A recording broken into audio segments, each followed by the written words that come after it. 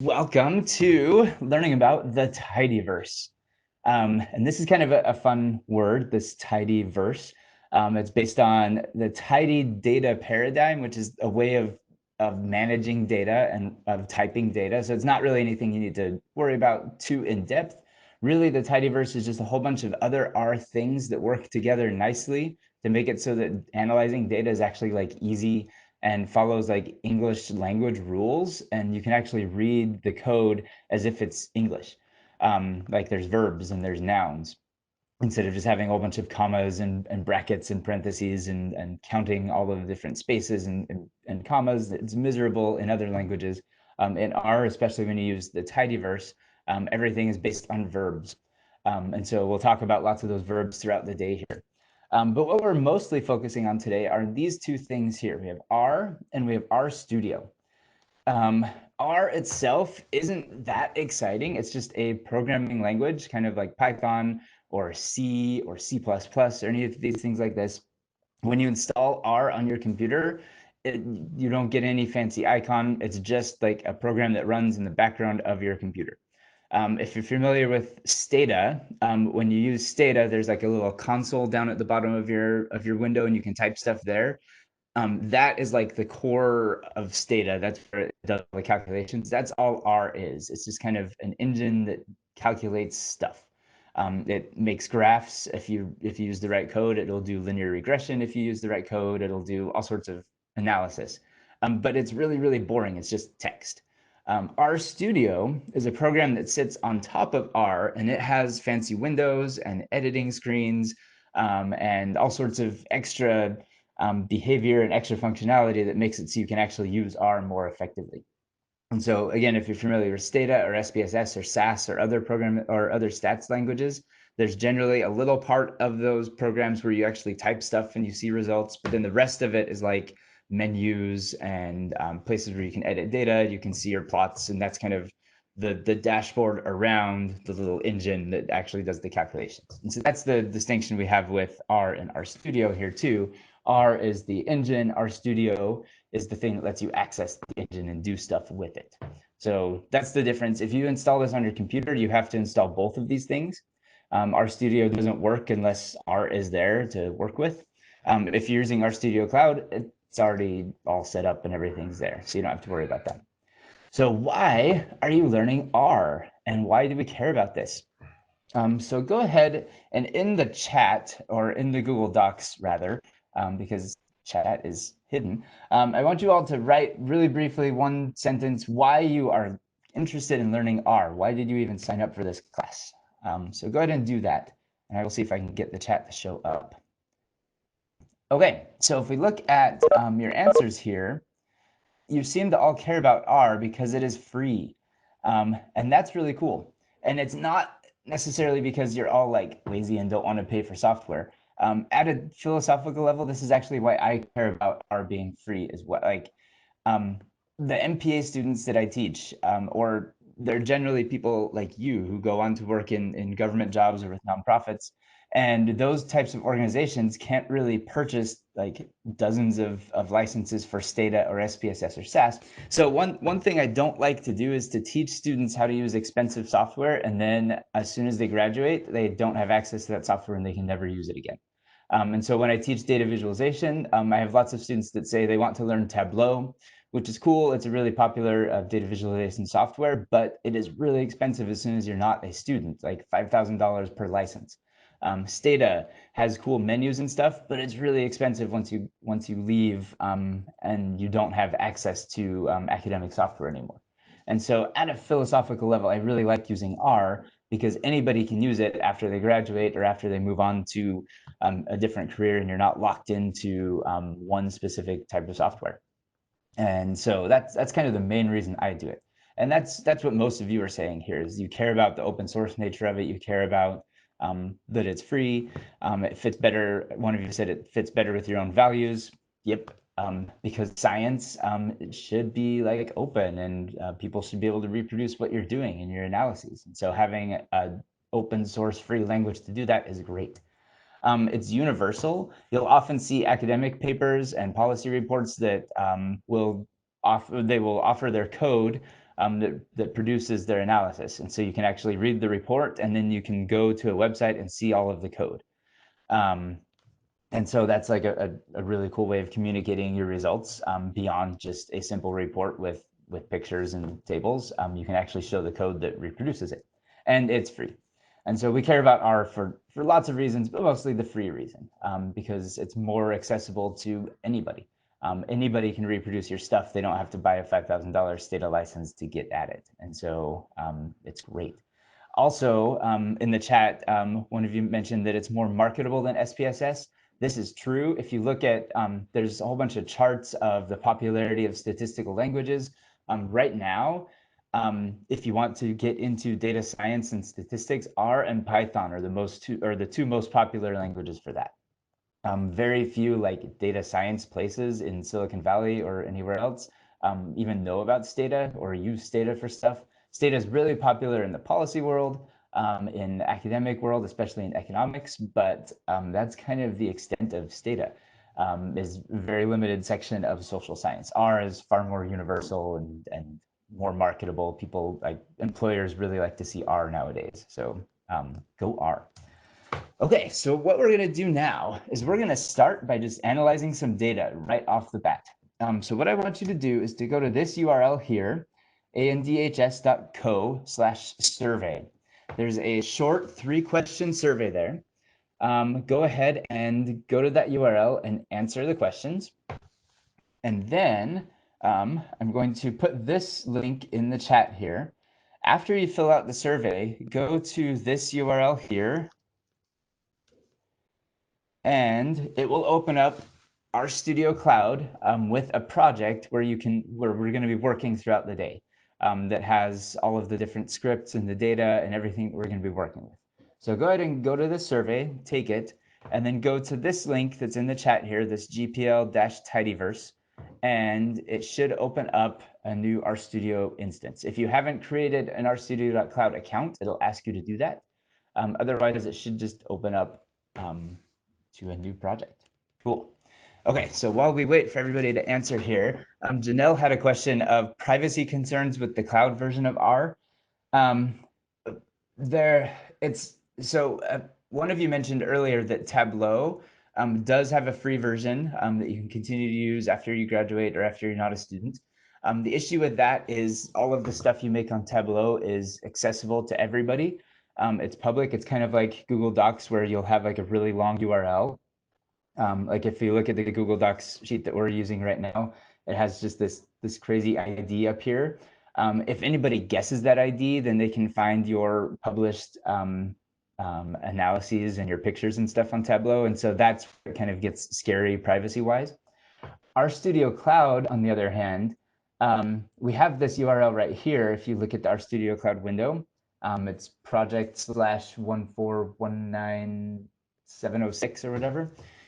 If somebody guessed that and typed it, in this instance, they'd be able to access it because I have it set. If I click on this little menu thing here, I have it set to be anybody can access this. But if I leave it as just me, or it has a system where you can actually have a team that can access things, then nobody can access it unless they're logged in. And so it is more private and secure that way. One issue you might have with privacy, though, is that it is on somebody else's computer. This is like RStudio servers hosted somewhere on the internet. And so if you have medical data or educational data that has to meet like IRB requirements for privacy, with those types of things, you're supposed to keep it in like a computer in a locked room or whatever. The internet is not a locked room. And so that's probably not super, like, it's secure, like nobody's going to be able to log in and get it, but it's kind of risky to put that kind of data on some other computer that you don't have full access to. And so that's one thing you do need to worry about. But you can also just install this on your computer and then it's safe and easy to use. Okay, so now that we have this, if you look in this corner of your screen, the bottom right corner, there is a file called 00phones.rmd. So go ahead and click on the title of that file, and it should open a new tab here with a document that says mobile phone trends.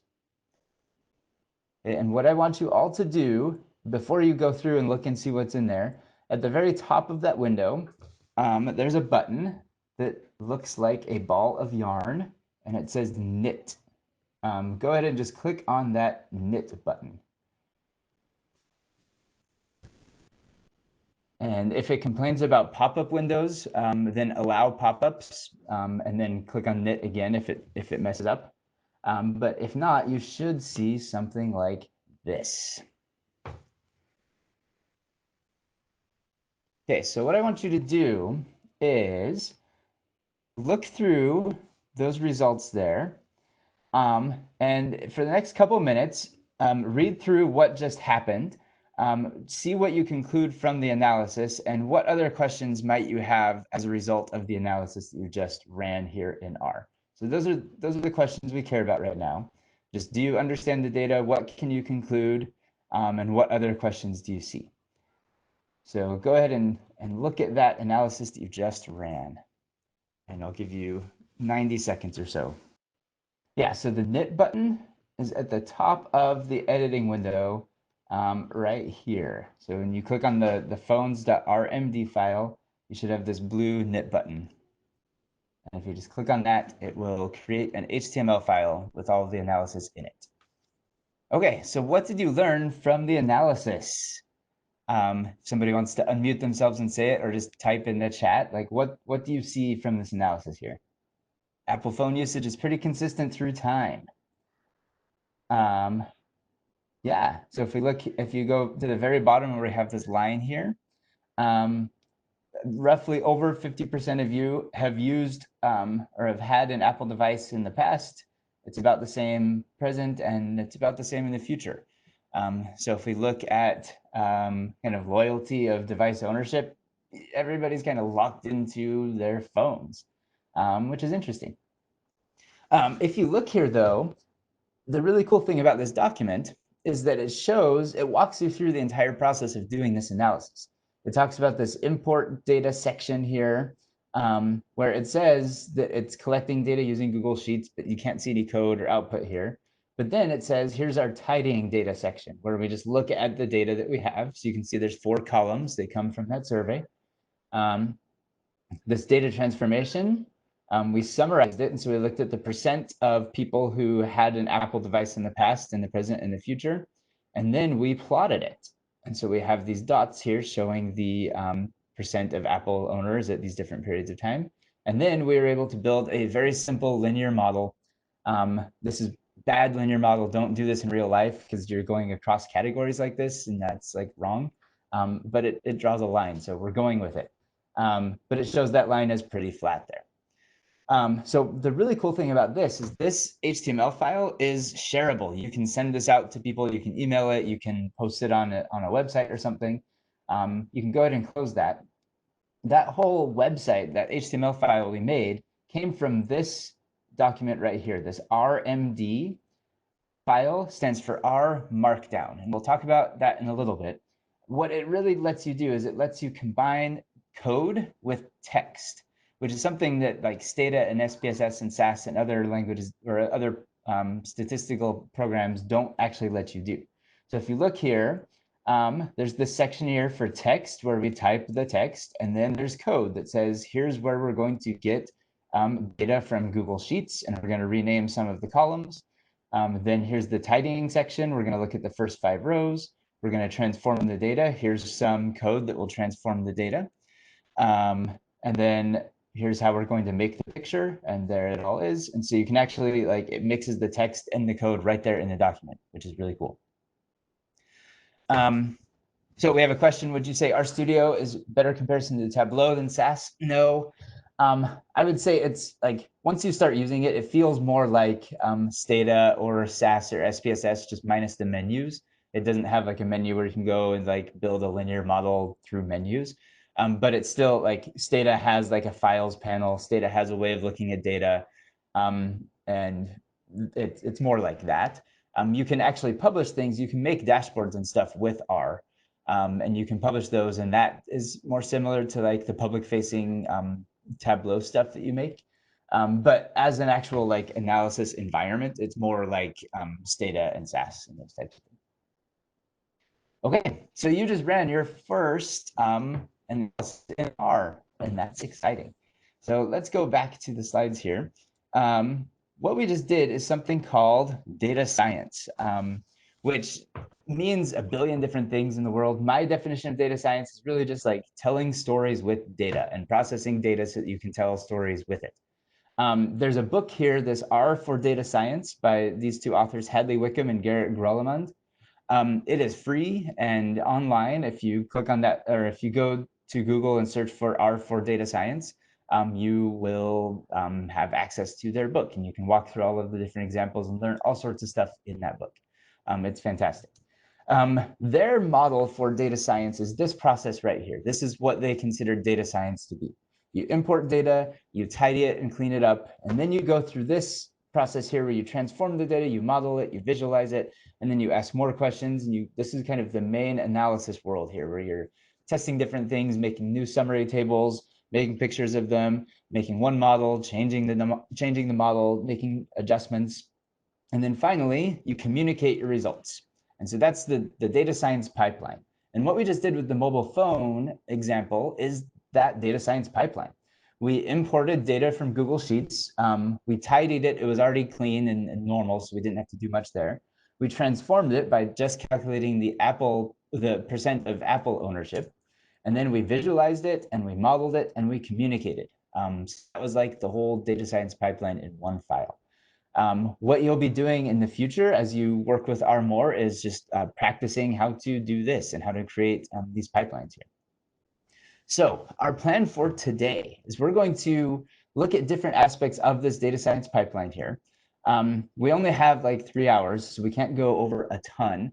But really what I hope that you get out of today is kind of a good foundation for working with R in RStudio and tidyverse tools so that you can use that R for Data Science book and other resources to continue to learn, continue to figure out how to do cool things in R. So what we're going to do is we'll talk about getting started with R in RStudio. Then we'll talk about some very basics of how you work with data in R and how you can import data from CSV files and Excel files and SAS and SPSS and Stata files. Then we'll take a break and talk about data visualization with ggplot, which is a package that makes graphs. Unfortunately, we don't have a ton of time for this. ggplot is like a really complicated package that can make a billion like really, really pretty things. We're just going to cover it for an hour. A future Georgia Policy Labs workshop will be dedicated wholly to ggplot next month. And so that is like a good way to continue to learn this. So this is just a really brief overview of what ggplot is. Then we'll take another break and learn how to transform data with another R package called dplyr. And this is a really fun package because it lets you like manipulate data and you'll feel like a data wizard as you rotate tables around and add columns and filter and group and summarize and do all sorts of cool things. And so it should be fun and exciting. So let's go ahead and go to the next section. If you look in RStudio Cloud, in the Files panel, if you scroll down, there's a folder here called Slides. And if you look in that Slides folder, all of the slides are there, both as PDF and as our Markdown files. The fun thing about our Markdown is it doesn't just make HTML files, it makes like whole presentations. This presentation right here that we are looking at is an R Markdown file. It has R code built into it. And so, yeah, so you have access to the original R Markdown file and you have the PDF version of all of the slides in the Slides folder. So that's where you can find it all, is in the project folder, Slides. Okay. Cool. So let's move on to the second, or to our getting started section here. Let's getting started with R and RStudio. Okay, so we mentioned this already at the beginning, that R is more like the engine that actually runs code and processes it. And then RStudio is the dashboard that sits on top of it and helps you run the code. So let's give a really quick tour of what RStudio actually is, because there's lots of different moving parts here. So you should see RStudio, it looks like this on your screen. This section right here is called the console. This is where you actually run code in R. So what I want you to do for your turn, go ahead and close the phone's R file so that you just have this empty console right here. And then in that console, I want you to type 2 plus 2 and then press enter and see what happens. And after you've done that, say okay, or write down the answer in the chat so that I know you got the answer right. All right, you're all getting 4, except one of you got 3, probably because you're on a different version of R. Okay, so that is how you run code in R. That was super exciting. You got 4. You have like a really complicated calculator for addition here. So that's like super simple code, but you can do the same thing. Like if you want to run a linear model, you would type the code to run the linear model here and then press enter and it would run. The only problem with that is everything you type in the console here is ephemeral. It disappears. Like if you want to run 2 plus 2 again, you have to type 2 plus 2, which is easy with like 2 plus 2. But if you have like a complicated linear model and you're trying to add another variable, then you're going to have to type out the whole thing and add the next variable, and that's miserable. And so what you do instead is you use a document. And you type all of your code in the document, and then you send the code from your document into the console. So if you click on the R Markdown file here in the Files panel called 01 getting started.rmd, make sure if you looked in the slides folder, make sure you go back a level so that you're at this level here where it has the phones. So go ahead and click on getting started.rmd. And you should see this document here with some code in it and with some text in it. So if you scroll down to about line 17, there is a chunk of code here that says ggplot data equals mpg, and then it has a bunch of other stuff. What I want you to do is up in the corner of that chunk, there is a green play button. Go ahead and press that play button and see what happens. You should see a picture or a plot that appears right in line right there. What happened behind the scenes, so the console that we were just typing in, the 2 plus 2 section, that disappeared. So if you click on this if you just click on the title bar for the console and you can move this up and adjust it, you'll see that it actually put this ggplot data equals mpg right into the console and ran it for us. So that we didn't have to type all of that in here. And we didn't have to like copy this or select it, copy it, come down here, paste it, press enter. You don't have to do that. You can just do it directly from here by clicking on that play button. Or if you don't want to hit the play button, if you're on a Mac, you can press Command Enter, and it will run a line of code. It will send a line of code down. If you press Command Shift Enter, it will run that whole chunk. That's the same as pressing the play button. On Windows, you do Control Enter or Control Shift Enter, and it will do the same thing. Okay, so everything kind of lives in this file here. You type stuff here, you save stuff here, and then you run it down in the console, and it shows the output directly in the document. This section here in the bottom right corner is the Files panel. It shows all of the files in your current working directory. It's where R is pointed to on your computer, so it's looking there. So if we say open a file inside a data folder, it knows that it's that data folder because we're pointed at this whole project here. So we already did that. So documents open in this section here. This is called the source pane. This is where you open the different documents where you type stuff.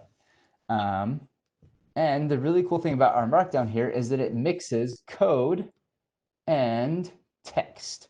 So this stuff here, where it says like when you execute code, that is not our code. That's just text. It could be whatever you want. This is just you typing stuff. But anything in this triple backtick sections here that starts with triple backticks and ends with triple backticks, that is our code that actually gets run. And so the really cool thing about this is it creates essentially a notebook of all of the analysis you've done. So you can be very verbose as you write about stuff. You say, I found this data source at this website. Here was the URL for the website. I had to click on these 6 menus to get to it, and then I downloaded it. And now I'm going to load it into R. And then you have the code where you load it into R. And then you go back to the text and say, I need to clean up the data. I need to add these columns. I need to remove these rows. Here's how I do it. And then you have a section of code where you actually do it. And so it walks the reader through the whole process of you analyzing your data, which is great because often your audience is you 3 months from now, and you won't remember what you did. But if you write everything down in this document here, this is like notes to future you, and it's really helpful. So we like doing this. So you have text sections, you have code sections, and then you have output sections in this R Markdown document. So what I want you to do now is scroll down. If you look, there's a section here called Add a New Code Chunk.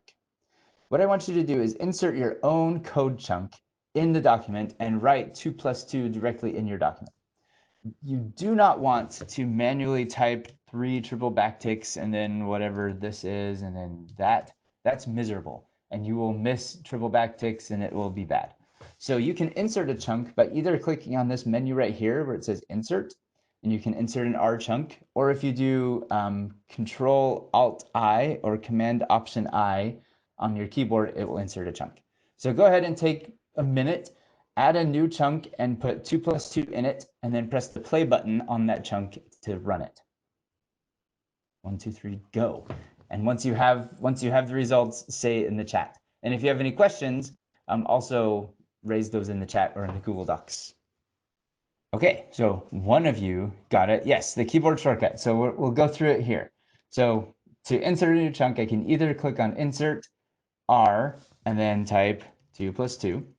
Or I can just have my cursor here, and on a Mac, I can press Command-Option-I or Control-Alt-I if you're on a Mac or on Windows, and it'll insert the chunk for you there. And then we can press 2+2, and then if we click on the play button, there's our answer, 4. So does the answer 4 now live in the R Markdown file? No. And this is one scary thing that happens with R Markdown files. If you're familiar with like Stata, you load the data and you clean it up, you add new columns or whatever, and then you save that and you close Stata and you open it up again and all of your changes are there. And so you would see the 4 here if you open this up again. What happens with R is this is still very ephemeral. Like the 4 is there because we've run it, and if we knit it and convert it to HTML, the 4 will show up in the document. But if I close this document and reopen it again, that 4 is gone, which is by design. It's trying to get you to make reproducible analysis. And so what you're supposed to do is run all of the chunks again. So this picture won't be there anymore. But if I click on this button up at the top that says run, that will run all of the chunks in the document. And then it'll reload the data, it'll re-clean it, it'll remake the pictures, it'll redo the analysis. So that way you're guaranteed to have your correct results every time you run the document there. Okay. Another way to do that is if you look at this button next to the play button, this downward arrow with a line under it, that will run all of the chunks from the beginning of the document up until this one. And so this is often very helpful if you have like a longer document and you work on it, you're like halfway through and then you have to close it and then you come back, you can just go back to where you were, click on that button, it'll run everything from the top down to where you were, and then you can keep working. So that's a good thing to do. We also have a question about what's the difference between a script, a notebook, and Markdown. That is a good question. So Markdown itself isn't really a programming language or anything. It's just a way of typing text on the internet. So Markdown is like, if you want to make something italic in HTML, you have to do like, if you look at my screen here, you have to do something like EM and then some text and then EM. And if you want to make something bold, you have to go strong, ASDF, strong. If you ever write in a program called LaTeX or LaTeX that's used for lots of scientific writing, and the way you get stuff to be italic there is something like EMPH, this thing, and that's miserable to type. And so what Markdown lets you do is if you want to make something italic in Markdown, you wrap it in asterisks like that. If you want to make something bold in Markdown, you wrap it in 2 asterisks. So it's a simplified subset of ways of typing text. You can add headings, you can add links, you can do other simple things. And the cool thing about that is you can then convert Markdown to any other file format. So if you want to convert Markdown to HTML, you can. If you want to convert it to a Word document, you can. If you want to convert it to PDF through LaTeX, you can. So you can share all your analyses as a Word document with people on your team who use Word. Or as a PDF, you can publish that on the internet, and that's great. So that's what Markdown itself is. R Markdown lets you mix R code inside a Markdown document. That's all that is. A script, so if you go to File, New File, you'll notice how there's an R script. This is just a file where you can type R code by itself, just R code. You can't have text in there. And so that's what the R script is. So this R Markdown notebook is more of kind of an analysis, a way of approaching analyses, where you can have all of your code and text and everything laid out in one place. An R script you would use more for like developing packages or developing software, or fancy scripts that you're putting in like production in some sort of fancy data science pipeline. That's where the script would go. So that's kind of the difference here. What I like to do when I teach R is to use R Markdown notebooks, because it's easier to see all of your text and code and output all in the same place instead of having a script that generates that stuff. So that's the difference.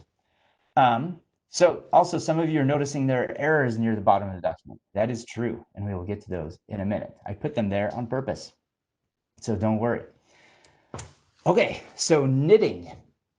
So I mentioned that Markdown is this file format for making text. So if you notice here, run is going to be italicized because it has asterisks on both sides.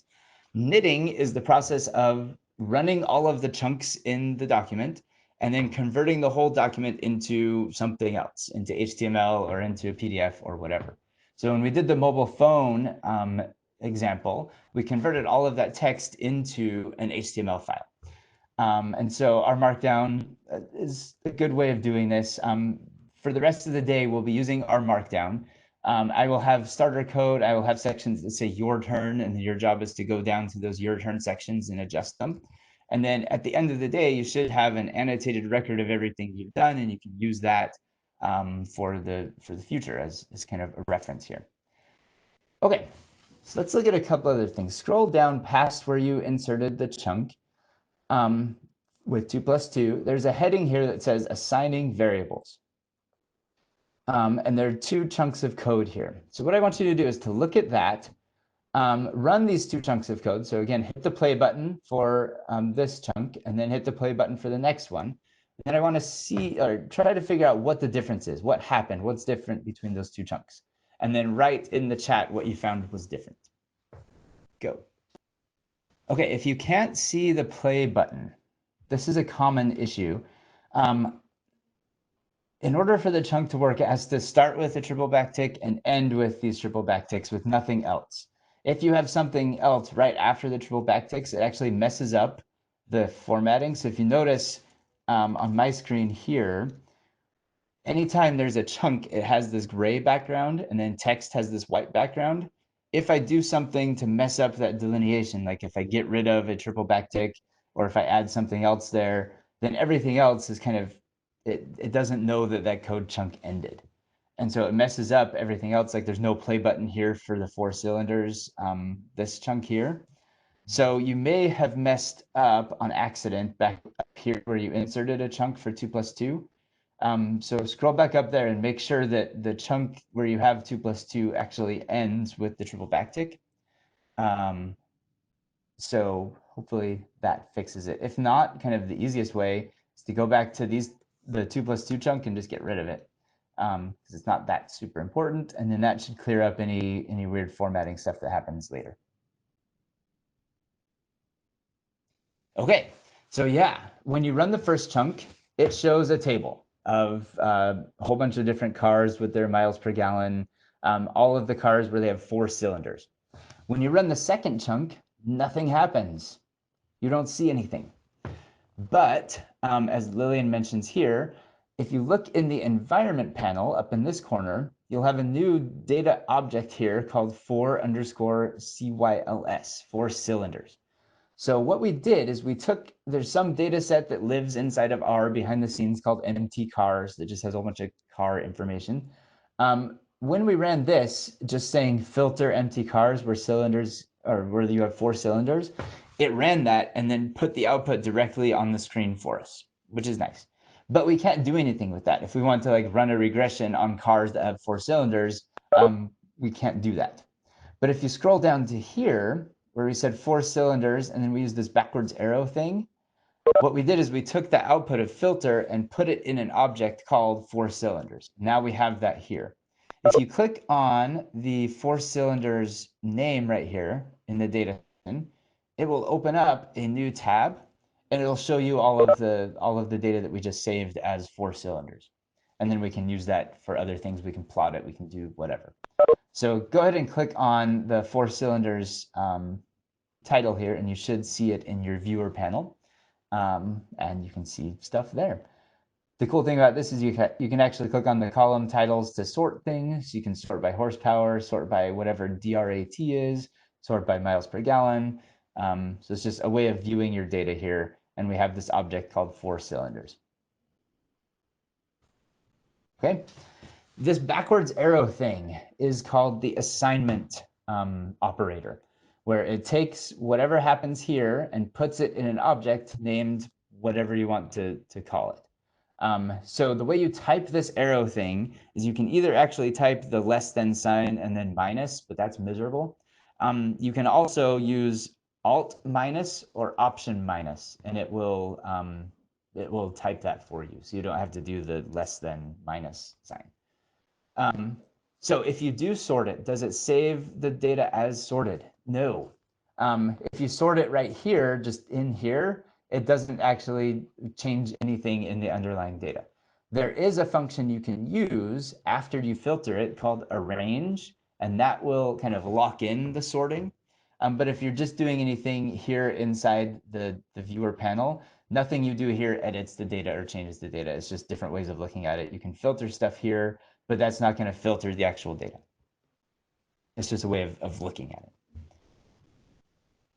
Okay, so that environment pane up in the top corner has a list of all of the variables and all of the data that you've created, which is super helpful. And so we've already clicked on that, and you've seen it in the viewer, which is good.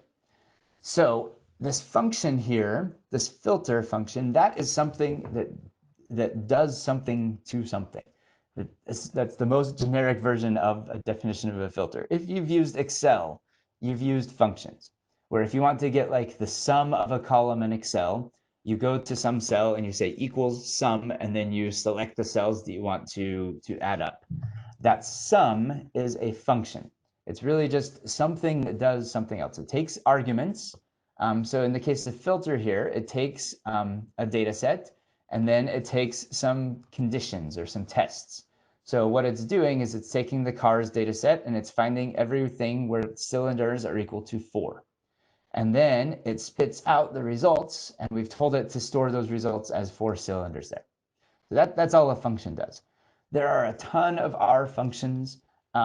There's a whole help section for looking up what functions do.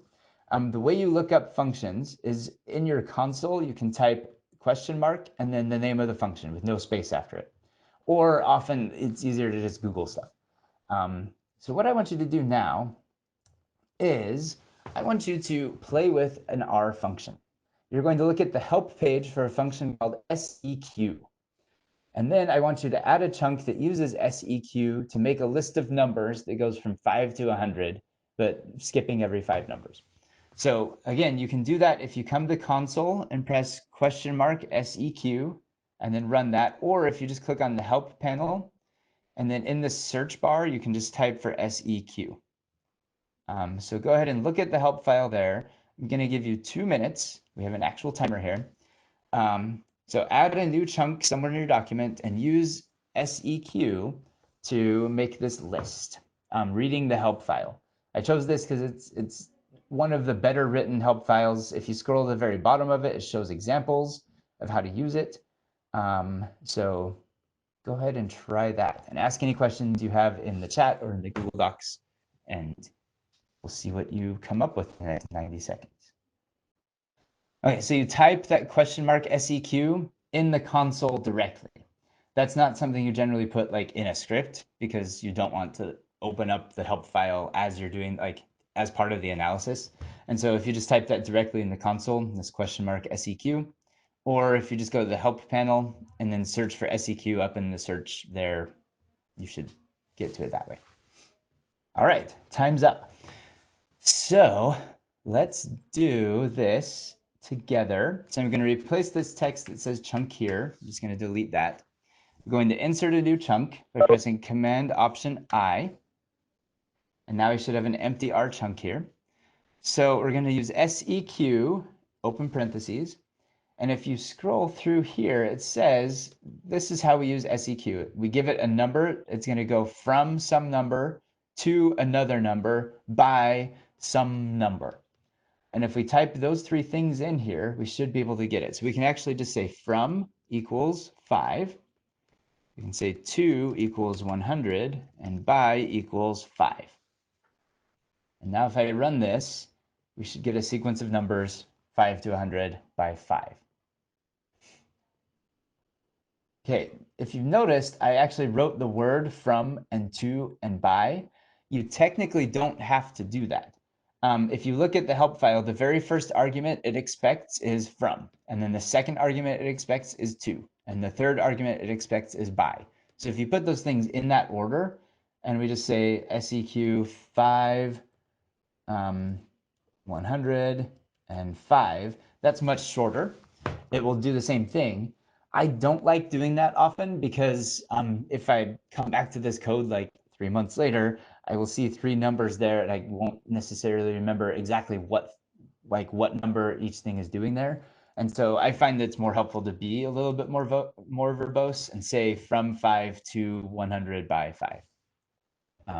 But that's, you just used your first R function by hand, generating that list, which is super exciting. Okay, so you should have something like this, from 5 to 100 by 5. So a couple final things. If you scroll down to the bottom section, there are a few issues with the code there. A few of you noticed that. So some common syntax problems is you'll have a missing parenthesis or miscounted parentheses, or you'll have a quote that doesn't end in the same number of quotes. So if it starts with a double quote and you put nothing after it or a single quote, that's going to mess it up. So another issue is sometimes you'll try to do things with objects in quotes, and that won't actually work. So if we want to figure out the average of something in empty cars is the name of an object, or 4 cylinders is the name of an object. If we put that in quotes, it will treat it as text, and then it won't work anymore. And it'll actually complain about that here and won't work. Okay, so what I want you to do is at the very bottom of the document, there are 3 chunks that have errors. So I want you to try running the chunks, or before you run them, see if you can figure out what's wrong. Your mission is to fix all 3 of those chunks. So take a minute or so to see what you can figure out there, and then we'll work through them together. Yes, an object is the same thing as a variable. The difference is a statistical variable is generally like a column in a data set. A programming variable is just an object that has stuff in it. So in Stata, if you make like a new variable of like, say, something equals 5, it will actually add a column in the data set that's 5 all the way down, which is a weird thing Stata does. In R, you could say like, my special number equals 5, and it'll just be 5 by itself. It's not a new column. So it's just an object. If you save this R Markdown file, will that overwrite my file? No, you all have your own copies of this stuff. So they're independent of my stuff now. Okay, Lillian has a good question. What's the difference between a single quote and a double quote in R? There's not much of a difference at all. They just have to match. And so like if you're using single quotes to talk about text, then make sure it starts with a single quote, ends with a single quote. If you're using double quotes, make sure they match.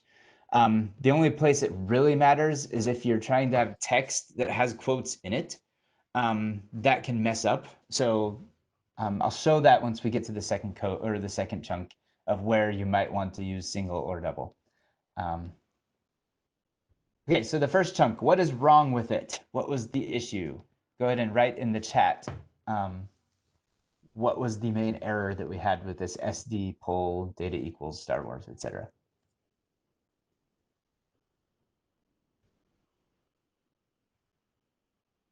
X or parentheses, spacing. There's actually not enough parentheses. Yeah, unequal parentheses.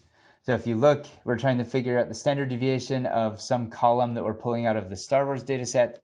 So it has one open parentheses, two open parentheses, and then one closing parentheses, but no second closing parentheses. And so if we just do a second closing parentheses, that will fix it.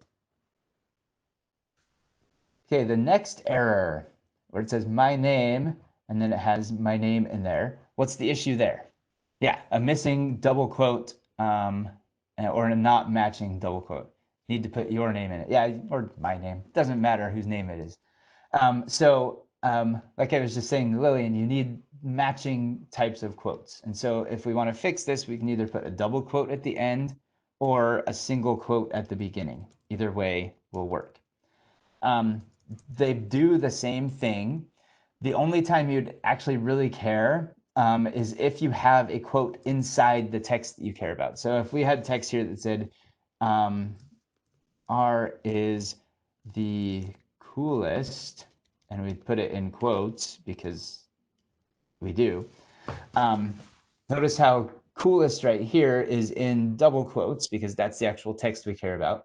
And then we have single quotes around it. If we didn't do that, if we had double quotes around this whole thing, notice how the highlighting is all messed up now. That's because it thinks that this quote here is part of, like it matches with this here. And then this matches with this. And so coolest is just kind of floating around out there and not working. So what I generally do is I use double quotes for everything, unless there's quotes in it, and then I use single quotes. But it doesn't matter. There's no actual difference between the two. Okay, this third one. What is the issue here? This is the trickiest one. Yes, we don't need quotations. So right now we're trying to pull a variable out of the Star Wars data set called height. But what we're doing is we're trying to, like, because it's in quotes, we're saying pull the height variable out of the text Star Wars, which doesn't have any variables in it or columns. So if we remove those quotes, and now if we run it, it should show all of the heights of different Star Wars characters, and that fixed it. Okay, cool, you fixed your first R errors. One last thing before we go to the next section. There are a ton of different options and a ton of different menus and everything inside RStudio itself. And all of the different packages we're going to be covering today have a lot of options as well. The RStudio team has actually created 2-page cheat sheets, PDFs that have all sorts of details in them.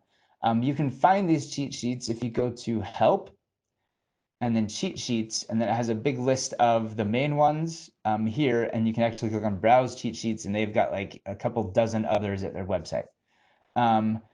Also, to simplify things, if you go to the files panel, there's a folder here called cheat sheets, and I've put some of the main ones here. So if you click on the RStudio cheat sheet, you'll see a whole bunch of information there. And so that's kind of a good way of finding more information about how to use these programs. Okay, so you've done stuff with R. That's so exciting. What we're going to do really quick, and then we'll take a break, is we'll talk about some basics of getting data into R and what these different things are. So one reason why R is so popular is because it's really easy to make it do whatever you want. Anybody can write what is called an R package. And what an R package really is, it's just a collection of functions that do things for you. So in regular R, before you load any libraries or anything like that, you have something called base R. And in base R, you have functions like mean, seq to generate a sequence. That's in base R. You don't have to write your own sequence function. You don't have to let somebody else write it. You just, it's there in R for you to use. There's also data that sometimes lives in base R. We've already seen that with like MT cars. We didn't have to load that from a CSV file or anything. It just existed. And then there were help files. And so that's what you have with base R. Packages are these things where anybody can write their own collection of functions and data sets and help files and kind of extend what R does. So the things we're going to be working with today, like the tidyverse, each of the tidyverse packages are packages. They come with functions that let you do fancier things. So base R comes with a function called plot that lets you make plots. The ggplot package comes with a function called ggplot, which makes you make or lets you make fancier plots. So that's all that really is. So there's the difference between base R, just what's on the computer when you install R, and then packages that other people write and let you do fancier things. To install a package, you can either write or type this into your console and say install.packages and then type the name of the package. Or if you look in RStudio, there's a panel here called packages. And you can actually click on install and you can type the name of the package there and it will install it. There's a website called CRAN, which stands for something, the something R archive network. It's just where all of the packages live. So R just like maintains a giant list of all their packages. And so when you install like that, it's going to get it from the main list of packages. You have to install a package once on your computer. Once you've installed a package, any R script that you use will have access to it. You don't have to keep reinstalling it every time. If you want to actually use the package, you have to do this at the beginning of every one of your scripts or every one of your R Markdown files. You have to list all of the different packages that you want to use. So even though you may have installed this package called name, you're not actually using it until you use library here. And it's really confusing because you're installing a package, but you're using it with library. And sometimes people will call them libraries. They're the same thing, packages and libraries. If you install on cloud, does it stay installed on the next login? Yes. And actually, I pre-installed all of the packages for you. So that's like, it simplified things. If you're doing this on your computer, you will have to install tidyverse and a couple other packages on your own. R will generally yell at you if you try to do something that has a package that's not installed yet, and then you can just install it and R will stop yelling at you. Yeah, so reproducible reports for big data sets. This is actually a really popular thing in the public sector. Most coronavirus dashboards are built with R at state levels. Most websites that states and counties have for offering data and looking at different dashboards and reporting, lots of that is done with R and R Markdown. It's a super popular thing, so that's why we're doing it. Okay, so your turn. What I want you to do is open up the 02 data basics R Markdown file. And what I want you to do is figure out which packages are being loaded in the first chunk of that R Markdown file. So it should only take like 30 seconds or so. Click on databasics.rmd. And in the chat, tell me which packages are being loaded. Yep, tidyverse and read Excel. Hopefully read Excel is fairly obvious what it does. It reads Excel files. And then tidyverse is something special, which we'll talk about right now. So yeah, we're loading tidyverse and read Excel. Tidyverse is a collection of a whole bunch of different packages that all work together. Something that the R community likes to do is, like, if you make a package, you make your own like logo for it and you get to put it on a sticker. And sometimes you can actually print these stickers and put them on your laptop and look super nerdy. Which I like. I have 2 laptops full of stickers, so I'm counted in that nerdy world here. But the tidyverse is really just all of these different packages that do specific things, but they work together. So there's packages like dplyr that lets you manipulate data, ggplot that lets you plot things, reader, which lets you read data sets, a whole bunch of other things. It really just makes it easier and fun to actually do analysis. One thing that tidyverse does, and I mentioned this at the beginning, is it makes it more close to English and it approximates human language where you're actually using verbs and nouns. Underneath all of the code that you're writing, you're communicating with a machine. And so when you're doing programming languages like C++ or Fortran or COBOL or scary like machine type languages, those are hard to write because you have very specific syntax you have to use. Base R is more English-like, kind of. Like if you want to plot something, you use plot. You don't do some weird C++ thing to plot stuff. Tidyverse abstracts base R even more and essentially gives like language to the R code that you're writing and makes it approximate human language a lot better, which is helpful here. So the tidyverse package, this is a different package than most other packages you do. It's really just a shortcut for installing a ton of other packages and loading some. So when you install tidyverse on your computer or on RStudio Cloud or whatever, what it's really doing is installing these 24 different packages all at once. If there wasn't this tidyverse package, you would have to write that list of 20-ish packages on your own, and that's miserable. So really all you're doing, like when you install tidyverse, you're getting all of these things. When you load tidyverse in the document, if you say library tidyverse, what it's really doing is loading all, 1, 2, 3, there's 7 of these. 1, 2, 3, 4, 5, 6, 7, 8. It's loading 8 packages all at once. And these are kind of the most common core tidyverse packages that you'll always use. It has ggplot in there. It has a whole bunch of other stuff in there. So that's all that's happening with tidyverse. And so when you loaded tidyverse and read Excel, you loaded 2 packages, but you're really loading like 8 plus read Excel. So that's all we're doing. Couple other quick things before we move on to data visualization here. One common way of working with data in R is to work with something called rectangular data. And the reason it's called that is because it actually like has the shape of a rectangle. It has rows and columns. It's a spreadsheet. So a spreadsheet is a rectangular data. In R, these are called data frames. In the tidyverse world, they're called tibbles. I don't know why they chose that name. The abbreviation was TBL, and I guess they decided to just pronounce it as tibble. It's really just a data frame, but with a few fancier features, but it's really just a data frame.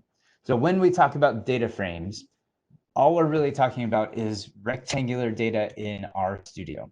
In your environment panel, this 4 cylinders thing that we made before, it is a data frame. It's just a rectangle with rows and columns. That is 4 cylinders. Okay. Another type of data in R is something called a list or a vector, which is really just a set of, or a single set of numbers. Instead of being a rectangle, it's just like a list of numbers here. So right here with this 1, 4, 2, 5, 7, that's just going to be a list of those 5 numbers. It's not a column in a data set. It's not a row in a data set. It's just 5 numbers altogether. You'll usually want to assign them to something. So if we do neat numbers equals 1, 2, 1, 4, 2, 5, 7, then we'll have an object called neat numbers with those 5 numbers in it. Neat. Where this is important is the type of data that you can put. So if you have a vector or just a list of numbers or of objects, they all have to be the same thing. So you can have a list of integers where they're just whole numbers. You can have a list of numbers, R calls them double for computer sciencey reasons, where they're numbers, but they have decimals. You can have characters. These are just text. You can have logical values where they're just true or false. And in R, they have to be all caps. And then you can have something called a factor, which is a special type of character thing where this is where you'd have like a categorical variable, like a survey response, where it's not just text, but the order of this matters. Like strongly disagree is lower than agree, which is lower, and then neutrals in between them. And so that's kind of a factor. If you have a list of things, everything in that list has to be the same type. So you can't have like 1, 2, 3, 4 blue. If you do that, it will actually convert the 1, 2, 3, and 4 into text because it has to match blue. Columns also have data types in them. Look back in RStudio with 4 cylinders. One cool thing that you can do in the environment panel, I've already showed you that if you click on the name 4 cylinders, it opens up a viewer panel. If you click on this blue arrow next to 4 cylinders, it will actually show you all of the different, kind of a summary of all of the different columns in here. And here it says they're all numbers, which means they're the double because these are just numbers with decimal points. and everything in here is numbers. That won't always be the case. Sometimes you'll have a data set where one column will be text, one column will be true and false, one column will be just integers, and it'll actually tell you what those things are here in the environment panel. So that's one way you can see what's going on with your data. Okay, importing data. You import data using a function. And the nice thing about the tidyverse world is all the functions basically look the same.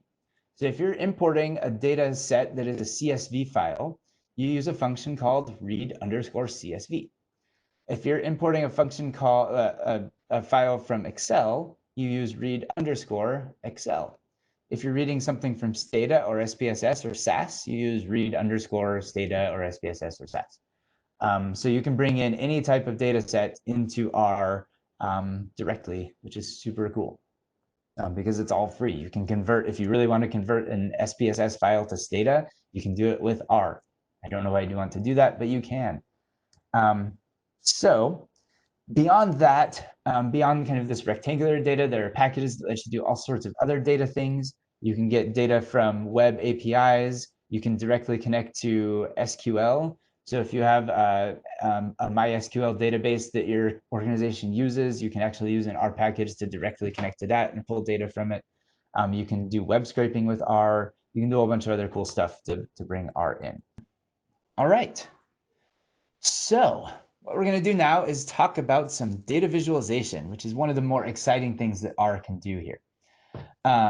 So what I want you to do is go ahead and open the O3 visualized data R Markdown file that we have here, and scroll down, and there should be a chunk here that says your turn #1. And in a minute, we're going to get to that your turn here. Before that, though, if you notice the very beginning here, we're loading a package called tidyverse, which again is just going to load like 8 different packages all at once for us, so we don't have to do it manually. And then we're going to make a data set here called MPG. And if you notice, we're using this read CSV file. It's going to look inside our data folder that we have right here in files. And then it's going to load this mpg.csv data set into R, and then we can start working with it. You can go ahead and click on play for that chunk, and it will load tidyverse, and it will load that MPG data set. And you should see in your environment panel MPG. And if you click on it, you can see what the different columns are. It has manufacturer, it has model, displacement, year, cylinders, transmission, front or fore or rear wheel drive, city miles per gallon, highway miles per gallon. I have no idea what FL means. P or R or E. I know nothing about cars, so it's something. And then the class of the car, which is compact or midsize or SUV, things like that. So that's the data that we're going to be working with for this section here. 4 cylinders is still an object because it's still there. It's hanging around. That's a good question. So generally, like how often do you want to clear this thing out? If you click on this broom icon right there, that will delete everything from your workspace. It will not unload any packages that you have though. So if you've loaded a package, it's still there. The only way to unload the package is to restart R. It's actually fairly easy to do. You don't have to like close anything. If you go to session, restart R, that will unload all of the packages and it will clear out the environment and you'll start with a brand new empty thing. So that will delete it. This is also a good question, especially for the Stata people. What is the difference between a workspace and a data set? So in the Stata world, prior to like Stata version 16, you could only have one data set open ever at once. And if you wanted to look at 2 different data sets, you'd have to open like 2 instances of Stata.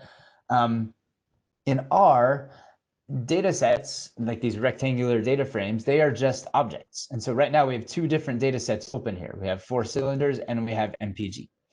We could have as many as we wanted that are all just here. So the workspace, this environment here is the workspace, and it's where all of these different objects live. If they're just like variables with one thing in them, if they're a whole data set, they're all just kind of here.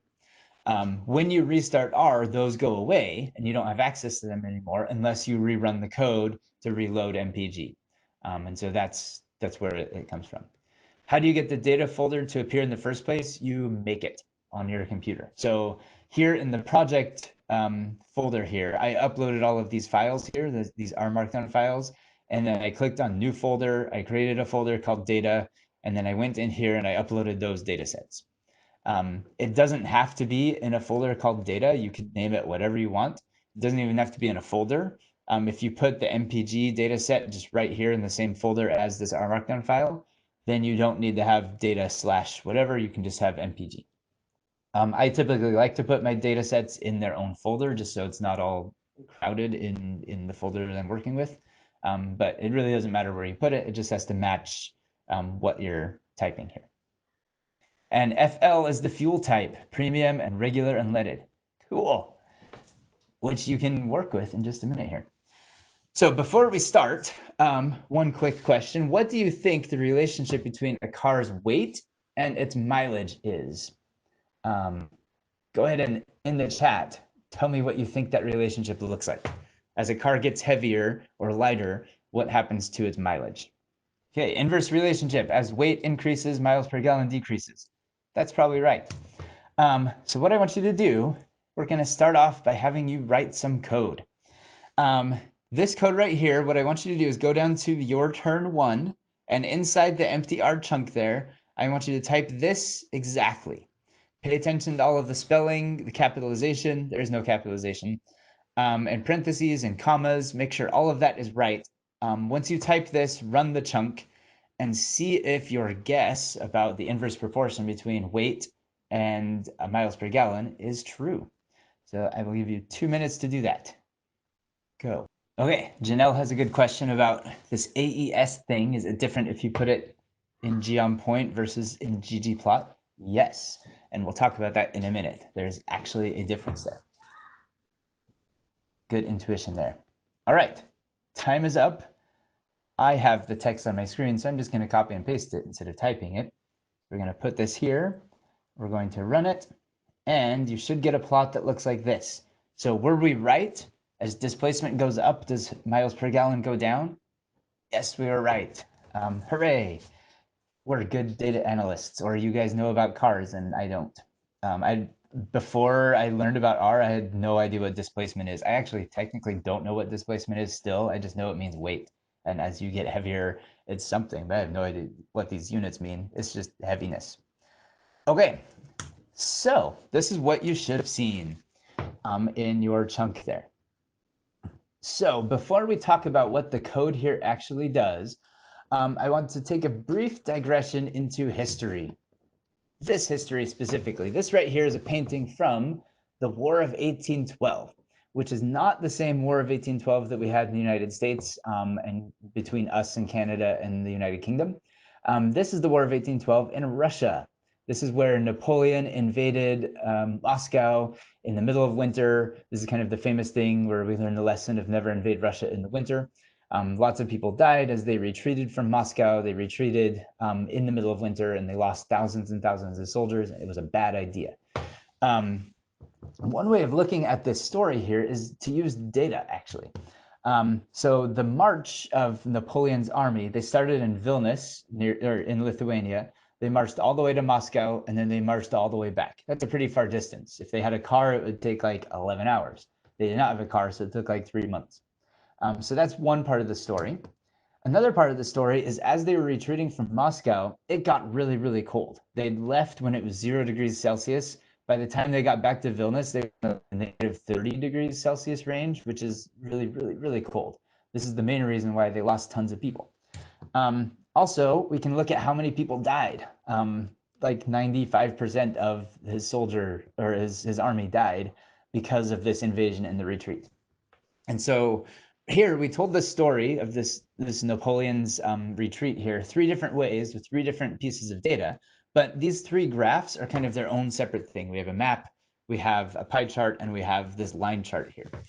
One thing we can do, though, is we can combine all of these into one single graph and tell a more complicated story all at once. And this is what this guy did here. This graph here, some people claim that it's the greatest data visualization in the world. It's not. It actually takes a while to get used to. It's cool for like 1869 when they made it, but we have like cooler data visualization now. But what is happening in this graph is this picture here is actually a map. If you look right here, here is Vilnius, where they started. Here is Moscow, written in French here. So this right here, like you can see rivers on the map, you can see other cities on the map, you can see all sorts. Here's Smolensk, there's a big battle there. So this is an actual map here. So that's one piece of information we have here. We have latitude and longitude directly in this graph.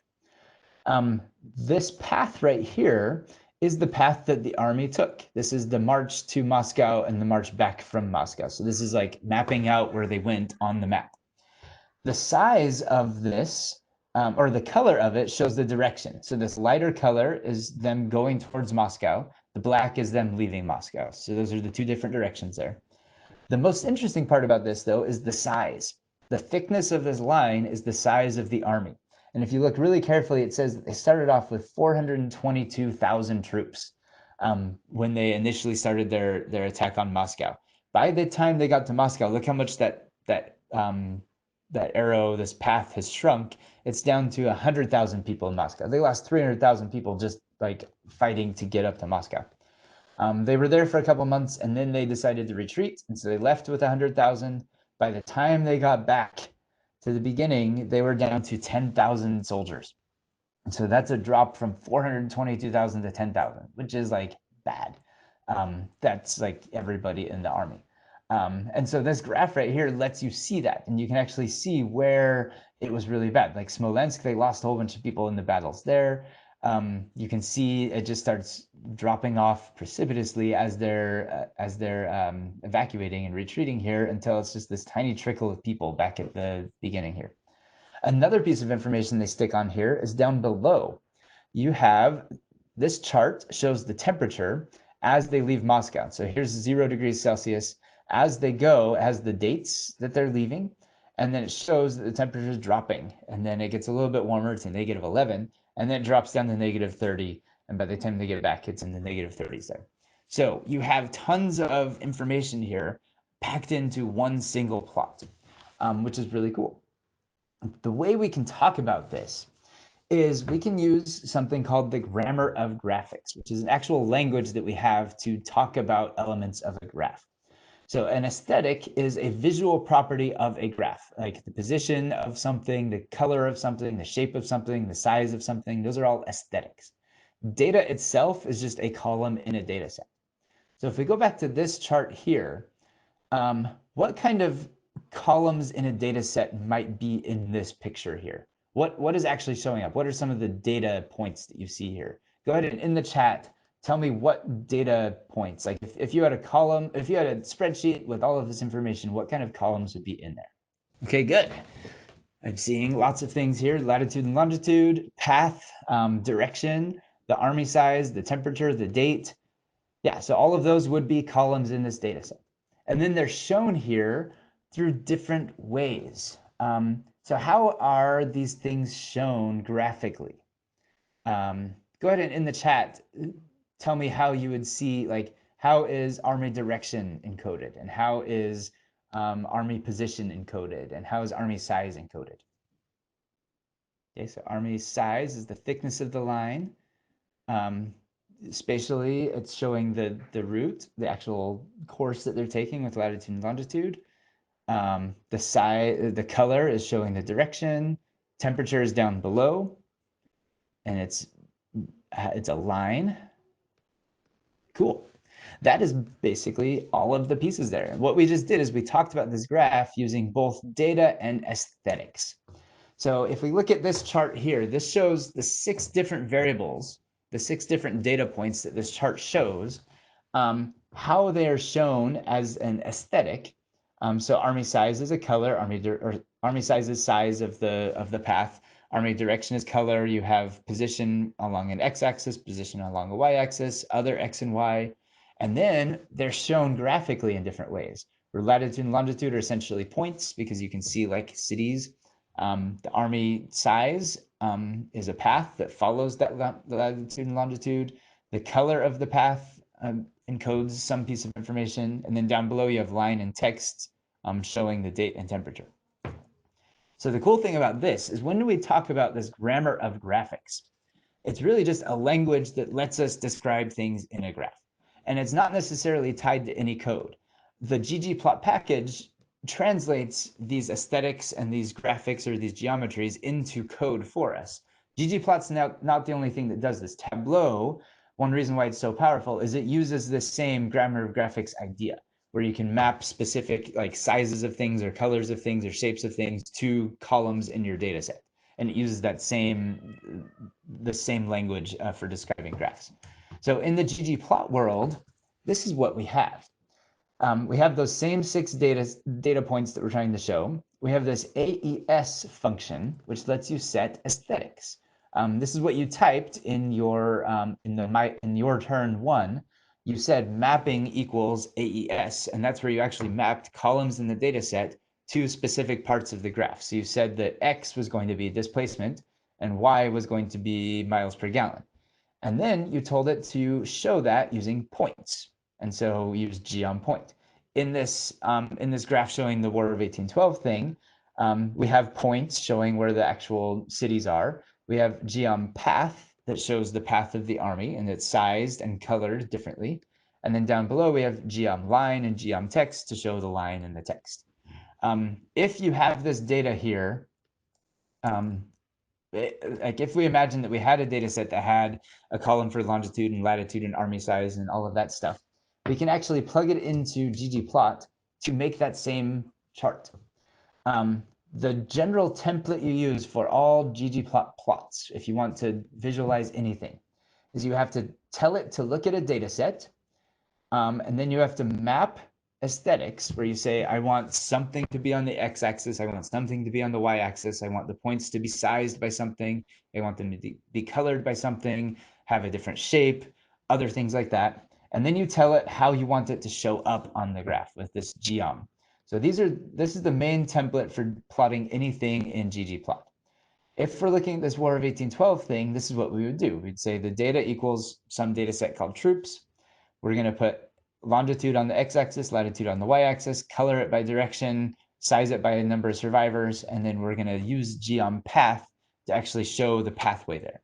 And if you do that, it will look something like this, which is really, really ugly. It's not as artsy as the 1869 graph, but it does show the same information. You can do a whole bunch of other stuff to clean it up and make it fancy. We're not going to worry about that today. But that's basically what we're seeing here. So when you typed this, we have 3 different parts here. We have the data set that we were looking at, MPG. We have the mapping here where we say we want displacement on the x-axis, we want highway on the y-axis, and we want to show it as points. And so by doing that, we were able to get a scatter plot of displacement and highway with everything in the right place. But we did it using this language of the grammar of graphics here. Okay, so now we're going to investigate this a little bit more. So you were all right that heavier cars get lower miles per gallon. There's kind of this downward slope here. But what's up with these cars here? They're very heavy, but they have higher miles per gallon than other cars that are also super heavy. So why is that? We can figure this out graphically using the grammar of graphics here. Because what if these are a specific type of car? We had a column called class, I think, where it showed like if a car was an SUV or a 2-seater or a hybrid or something like that. Maybe these are all one specific type of class. And so it would probably be helpful if instead of using these black dots, we used dots that were colored by one of the variables in our data set. So we can actually use different aesthetics to show that. ggplot gives you a whole bunch of different aesthetics. You have color. We can have each of the dots be different colors. We can do size.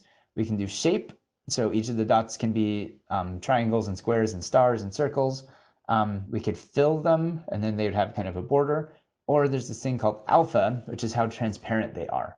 And so more transparent dots would be some value, and less transparent dots would be some other value. So those are the different aesthetics that we can work with. So if we want to use that class column, which shows if it's a 2-seater or an SUV or a four-door sedan or whatever, we can actually show that graphically in a whole bunch of different ways. This is the same code you typed, where we have that miles per gallon, We have G on point, we're putting displacement on X, highway on Y, but then if we color it by class, that's going to create a whole bunch of points that have different colors based on the class. If we size it by class, we're going to have points that are differently sized depending on what class they are. If we shape it by class, there's going to be triangles and rectangles and squares and circles depending on each of the classes. And if we do alpha for class, then some of the cars will be more transparent and some will be less transparent. So if we color by class, look at that chart right there. So what is going on with these heavy cars that get better miles per gallon? What's their story? Go ahead and in the chat, tell me why you think that is. They have higher displacement, but also higher miles per gallon. What kind of cars are they? Two-seaters. Yep. And you can tell that because they're colored in red, because we told it to color this class here, color all the points by class. And so we are able to see those patterns there pretty easily. You can also see other patterns. This green, so mid-sized cars, there are no super heavy mid-sized cars. There are very few light SUVs. SUVs are down here in pink. There's like 2 pink ones down here in the low displacement. So we can see patterns there because we've mapped that class column onto color. Okay, so what I want you to do now is go back to our Markdown file, scroll down to the Your Turn number 2 section, and I want you to play with this. So you see there's a whole bunch of different columns inside the MPG dataset. I want you to map some of those columns to your graph. Add a color aesthetic, add a size aesthetic. You don't have to add all of them, but you can and see what happens. It should be fun and exciting. So just experiment and try using more than one aesthetic. Just play around with it.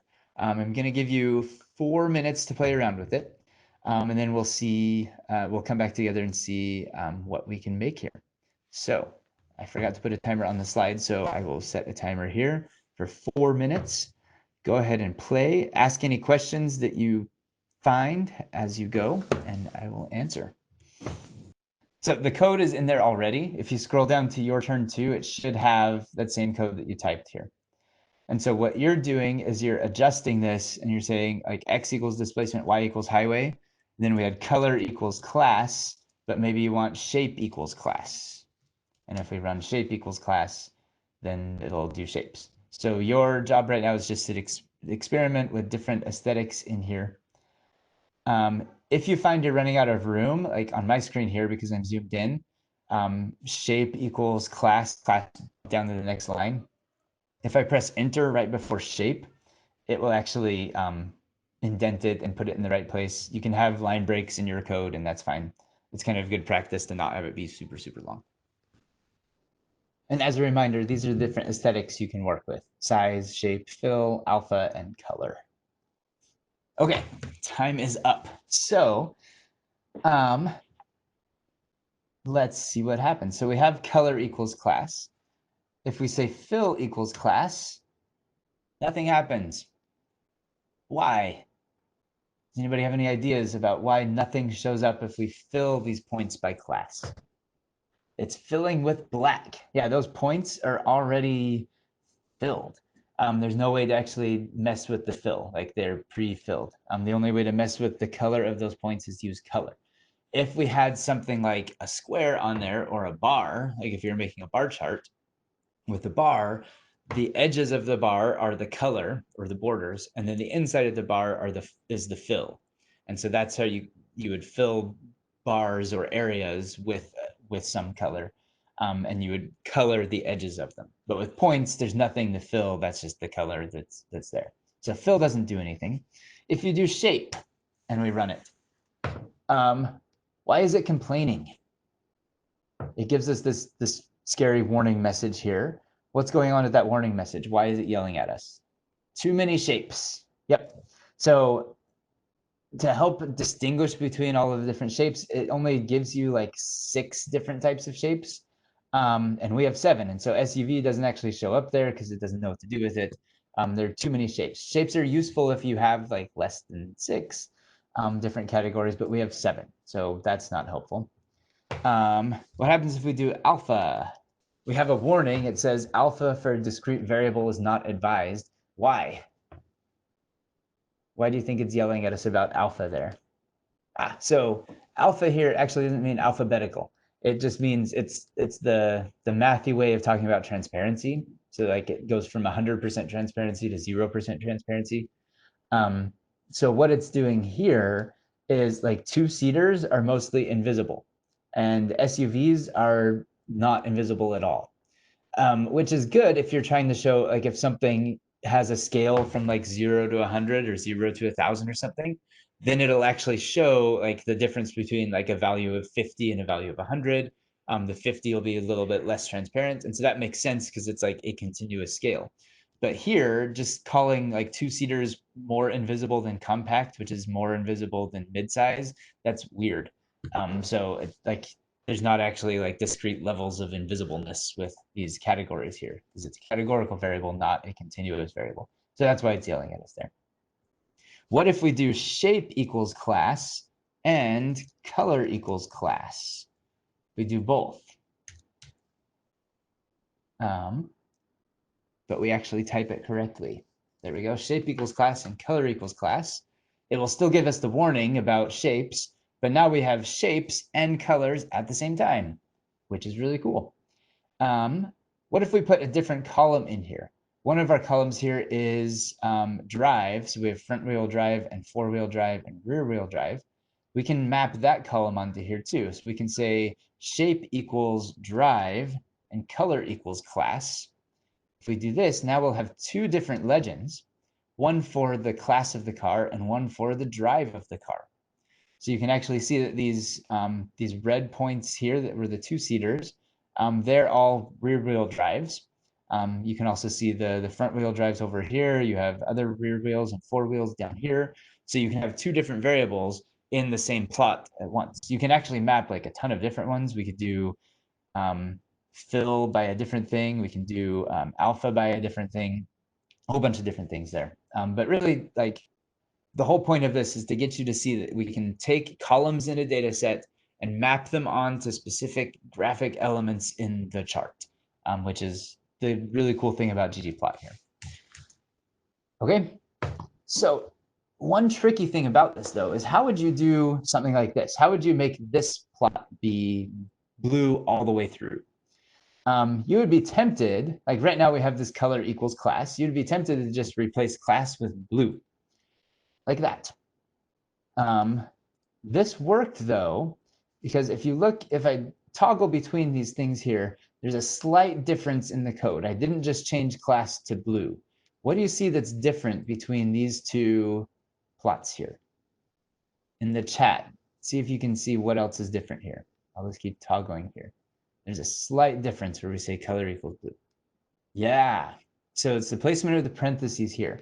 Right here, AES, this is where we have all of the different aesthetics. So we're saying displacement is a column in the data set. Highway is a column in the data set. Class is a column in the data set. So everything inside AES is something in the data set. Here, we close AES. So here's all of the aesthetics, but then outside of the aesthetics, we just say color equals blue, and then it makes it blue. Blue is not a column in the data set. It's not something that's part of the data. It's just something that we want to be blue. If you don't do that, if you put color equals blue like that inside AES, you'll end up with this.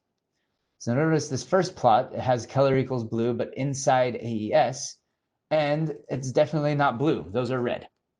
But that's because it's treating it as if we made a new column called blue. And so it's plotting it as if this is like a two-seater or a four-wheel drive or something. So that's messing it up. So if you want to mess with your own aesthetics, like if you want to have all of them sized, all the points be bigger or all the points be smaller, you do that not inside AES. Anything you put in AES has to be a column. Anything outside of AES is just whatever you want it to be. So that's a common thing that will trip people up. You may have done this before if you've used ggplot, where you want like something to be a different color and then it's like the opposite color that you want. It's because it has to be outside of the mapping that you're doing from the columns to the data. Okay, let's look at these two charts. What is the same aesthetic-wise in these two charts? Are they showing the same data? And then what is different? what makes these two charts different? Go ahead and in the chat, tell me what you see are the similarities and the differences there, thinking about aesthetics and geoms or geometries.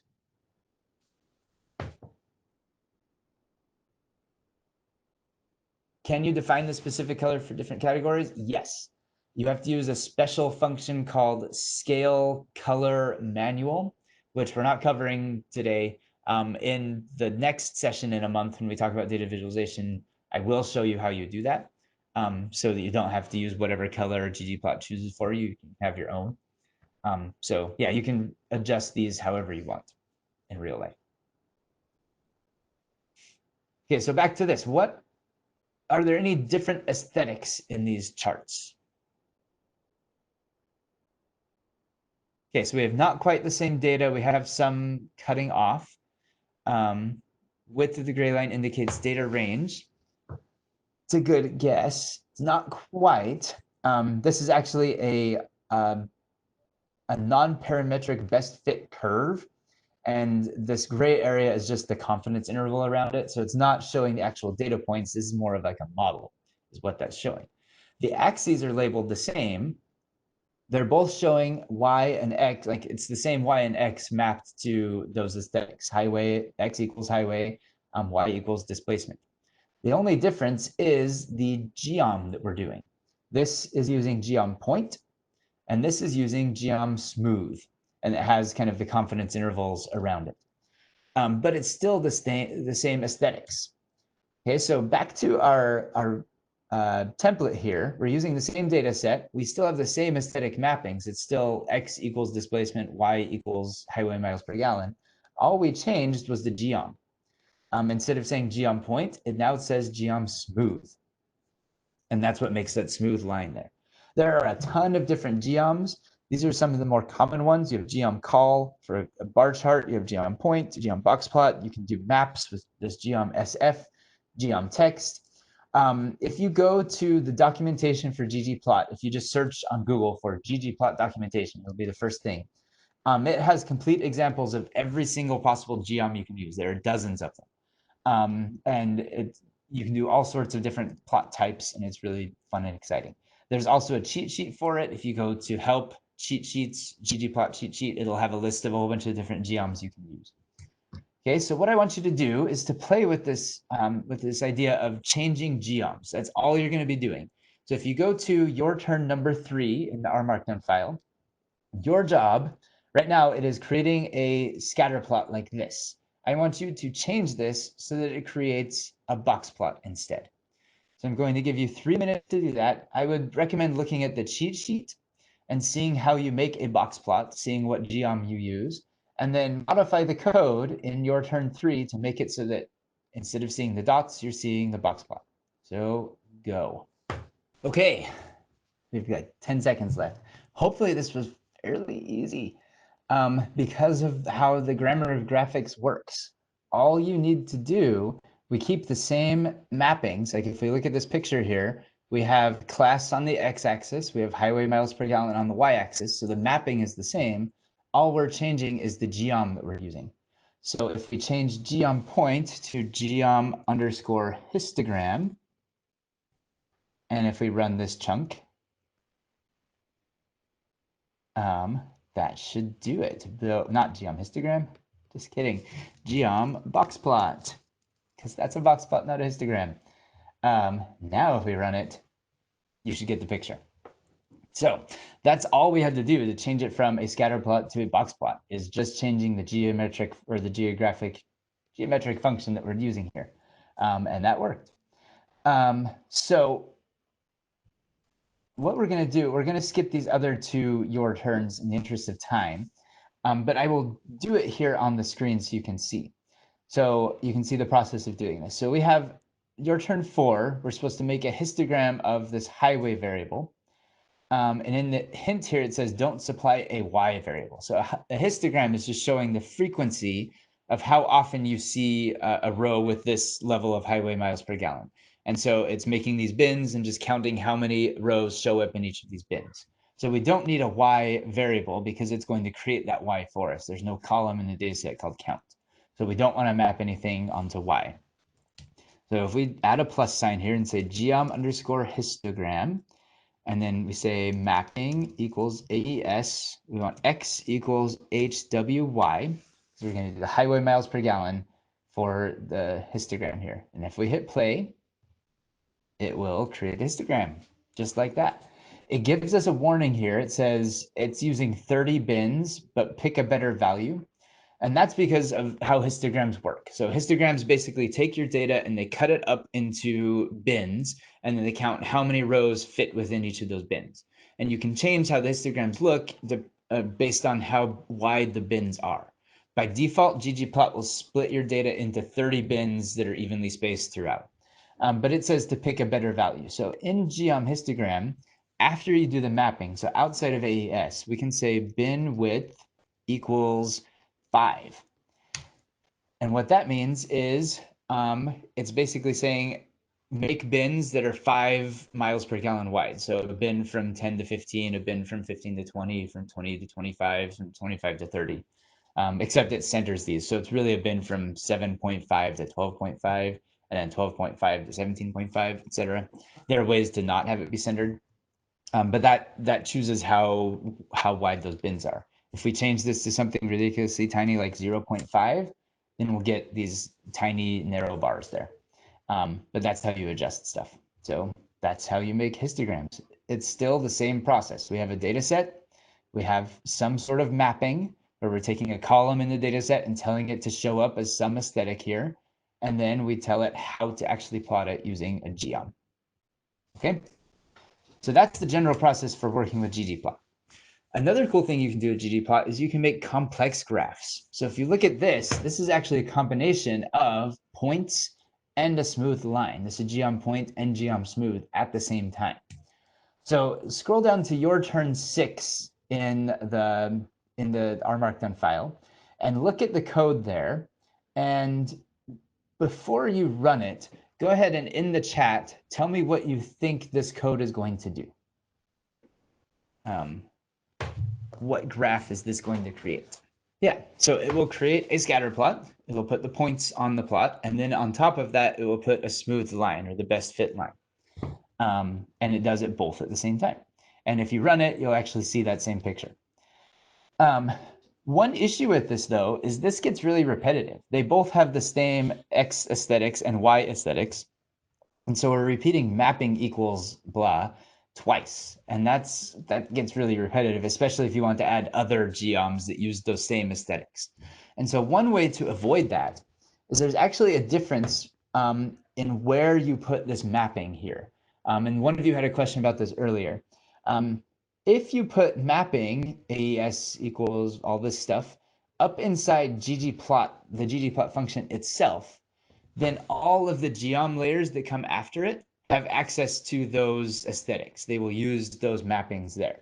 So the geom point here is empty, but it knows that it's supposed to put displacement on the x-axis and highway on the y-axis because we did that up at the very beginning. Geom smooth is also empty, but it knows to look back up at the beginning to pick up those aesthetics there. And so those are kind of globally accessible to everything in that plot. If you put something just in one of the geom layers by itself, then it is only accessible by that one geom layer there. So here, all of the layers are going to use the same X and Y, but only the point is going to have coloring. Geom smooth is not having any coloring. In the chat, somebody predict what would happen if we put color equals drive up here in the main mapping here. What would this plot look like if we colored by drive for both point and smooth? So basically, if we said y equals displacement, x equals displacement, y equals highway, comma, color equals drive up there, what would we see in the plot?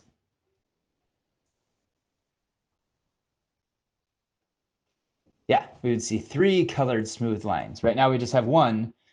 We would have 3. We'd have a green one and a red one and a blue one. So we'd get 3 different lines for each of the 3 different types of drives.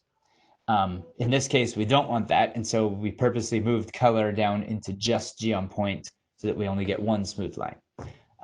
But the only reason that worked is because we put kind of the global stuff up in main ggplot, and then the local stuff that we only want to apply just to that one layer within that layer. Okay, there are a ton of other things you can do with this. ggplot is really, really complex. Really, it's all based on this idea of layers. So we've worked with a few of these. We have a data layer, we have the aesthetics, and we have the geometries that we've been able to add. There's also scales and facets and labels and themes and coordinates, all of these other layers that you can add to plots to make them nicer and more complex and fancier. We're not covering that in this class today because we're almost out of time for this one section here. But what I want to do briefly is show you what this looks like as you add additional layers. So essentially what you do is you sequentially add layers onto your main plot. So if you start with something like this, this is the data and aesthetics. Right now, there's nothing plotted. We do have stuff on the x-axis and the y-axis, but nothing is showing up. And that's because we don't have any geom layers that are showing the geometric shape. So if we add geom point, it looks like that, which is what we've been working with now. If we add geom smooth, there are our 3 different smooth lines that we predicted. If we add another layer, or if we modify geom smooth, we can tell it to use a linear model instead of a curvy model. And so this is kind of a linear fit for each of those 3 types of drives. We can modify the color. So this uses a different color scale here. So instead of being green and red and blue, now it's turquoise and dark blue and yellow. We can facet, which is we can make subplots. And so now we have a plot for 4-wheel drive, front-wheel drive, and rear-wheel drive. We can then add a whole bunch of labels using the labs function.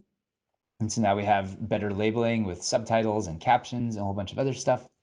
And then we can add what is called a theme layer, which gets rid of the gray background. It changes the fonts. It makes things look a lot nicer. We can move the legend around. We can put it down at the bottom. We can make the plot title bold. And so really, this is the process of building a plot in ggplot. You start off with something really simple, and then you gradually add layers, and it builds up the plot gradually until you have something like that, which is really cool. So that is the finished version there. So how do you do this after this one session? In the next Georgia Policy Labs workshop, the whole 3 hours is dedicated wholly to ggplot. So you'll be able to get practice with that. There's a link here, if you look at the PDF for the slides, that there's actually an asynchronous online class that I teach in May that is free and there online. It's all about ggplot. There's hours of videos and interactive R code that you can follow, and you can become like a super good expert at ggplot using this. So I'd recommend checking that out. So that is kind of the whirlwind introduction to ggplot and how to make plots. So what we're going to do next for the last 40 minutes here is talk about how to transform and manipulate data using some other tidyverse tools. One tool called dplyr. So go ahead and take a 2-minute break, and then we'll come back and start. So let me set a timer here, and we'll see you back in 2 minutes. And ask any questions that you have in the chat. Okay, welcome back, everybody, for our final section for today. What we're going to be talking about now is not data visualization, but still working with data. And we're going to use one of the most powerful packages in the tidyverse world called the dplyr, which is kind of a funny name for pliers, I guess, because it lets you do all sorts of manipulation with data, and I guess pliers manipulate stuff. I don't know. One thing that you'll find in our world is that package developers love to make puns out of their package names, and so that you'll see that all the time.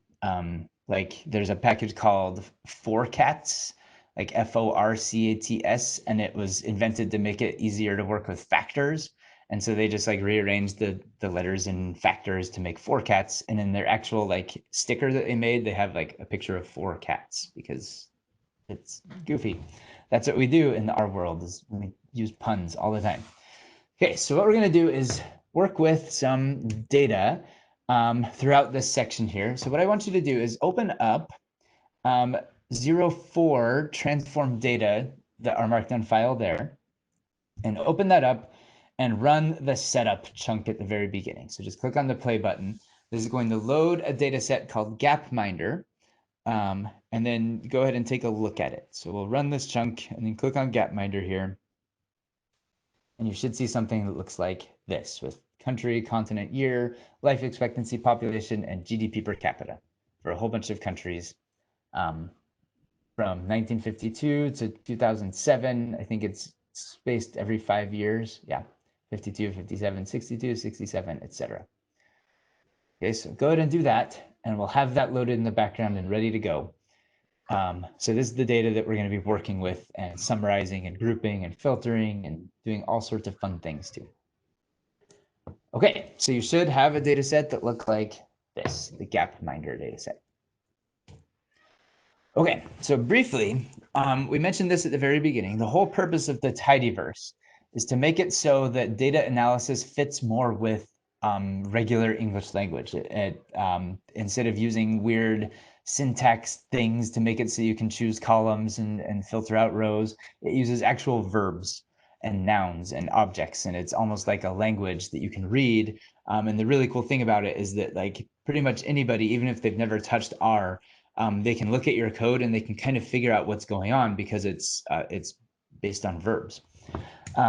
So the tidyverse world is just this collection of packages here that all work together. So we have already looked at ggplot.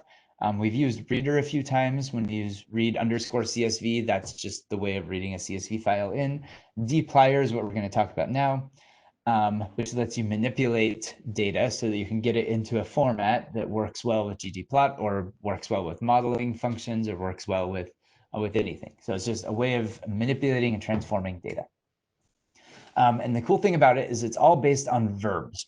The main verbs that you care about with dplyr are these. You can filter, you can select. So filtering lets you pick out specific rows that you care about.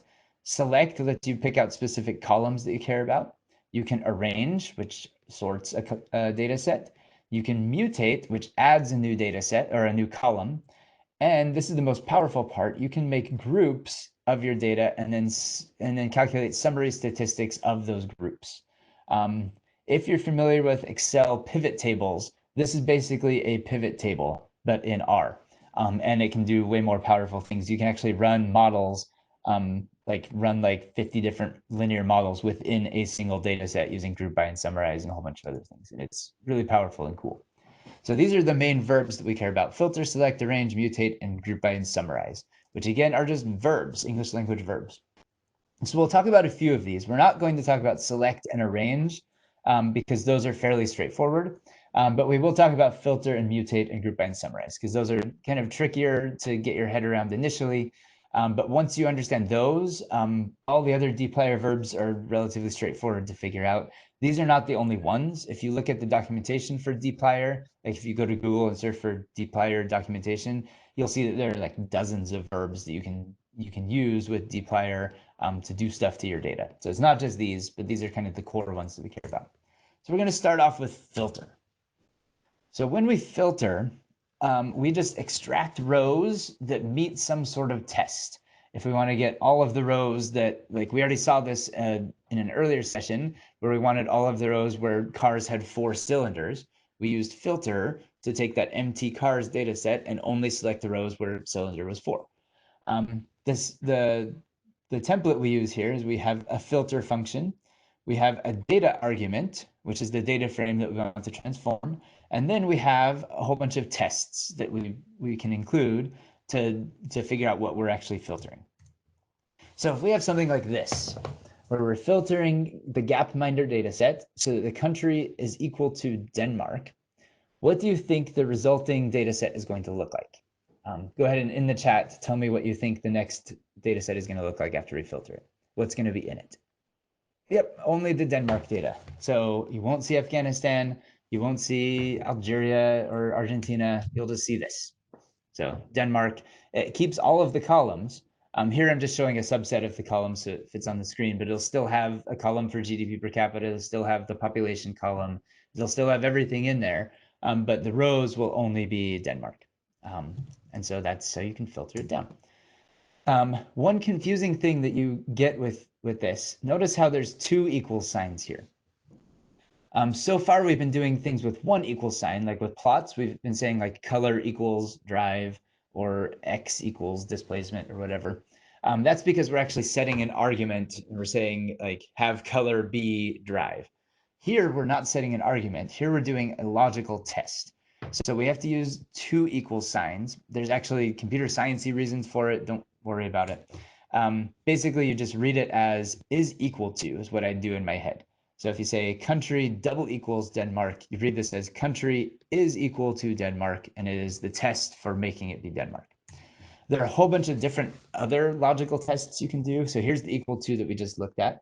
You can also say something is less than something is greater than something, less than or equal to, greater than or equal to, not equal to, uses the exclamation mark to negate the equals. And then there's some special R specific ones here where you can say X is in a list of Y. So saying like X, if we had like a list of 3 countries, we could say X is equal to country 1 and X is equal to country 2 and X is equal to country 3, but that gets really repetitive. So what we could do instead is say X is in a list of countries, and then that goes a lot faster. You can also test if something is missing or if something is not missing. This is it negates the is missing thing here.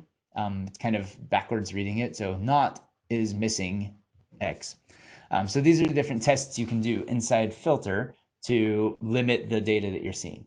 So what I want you to do is go to your turn number 1.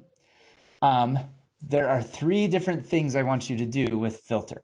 I want you to show the data for just Canada, the data for all countries in Oceania, and the data where, or all the rows where life expectancy is greater than 82.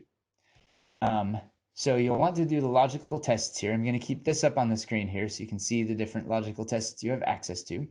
So if you scroll down to your turn 1, I give you some starter code here. It's all the same, or country equals New Zealand. So I want you to go ahead and try doing that. If you don't have the data, did you run this first chunk here, Carol? If you click on the play button, you should have this Gapminder data set. Okay, so then if you come down here, if you run this first chunk where we're looking at New Zealand, it should show just New Zealand. And then you'll want to modify that so it shows Canada. And so go ahead and take a couple minutes to do that. And here are all the different logical tests you can use. So I'll give you 2 minutes. Okay, time is up. So let's see if you were able to do it. So Canada before, or the data for Canada, should have done something like this, where country is equal to Canada. Okay, and then that should only show rows where country is Canada. For countries in Oceania, there's a column in the data set called continent.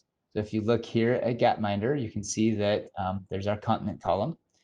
And so we chose all of the rows where the continent was Oceania. So you should see it that way. And then for life expectancy being greater than 82, we use the life expectancy column. It has to be spelled exactly like this with life and then capital E. And that's only true because that's how the column is in the data set. If this was spelled some other way, it would have to match however it is in that data set. And there's life expectancy greater than 2. So you just did some filtering, which is exciting. Okay, so some common mistakes when you're doing this filtering stuff is the equal sign. This will get you every time. It still gets me after years of doing this.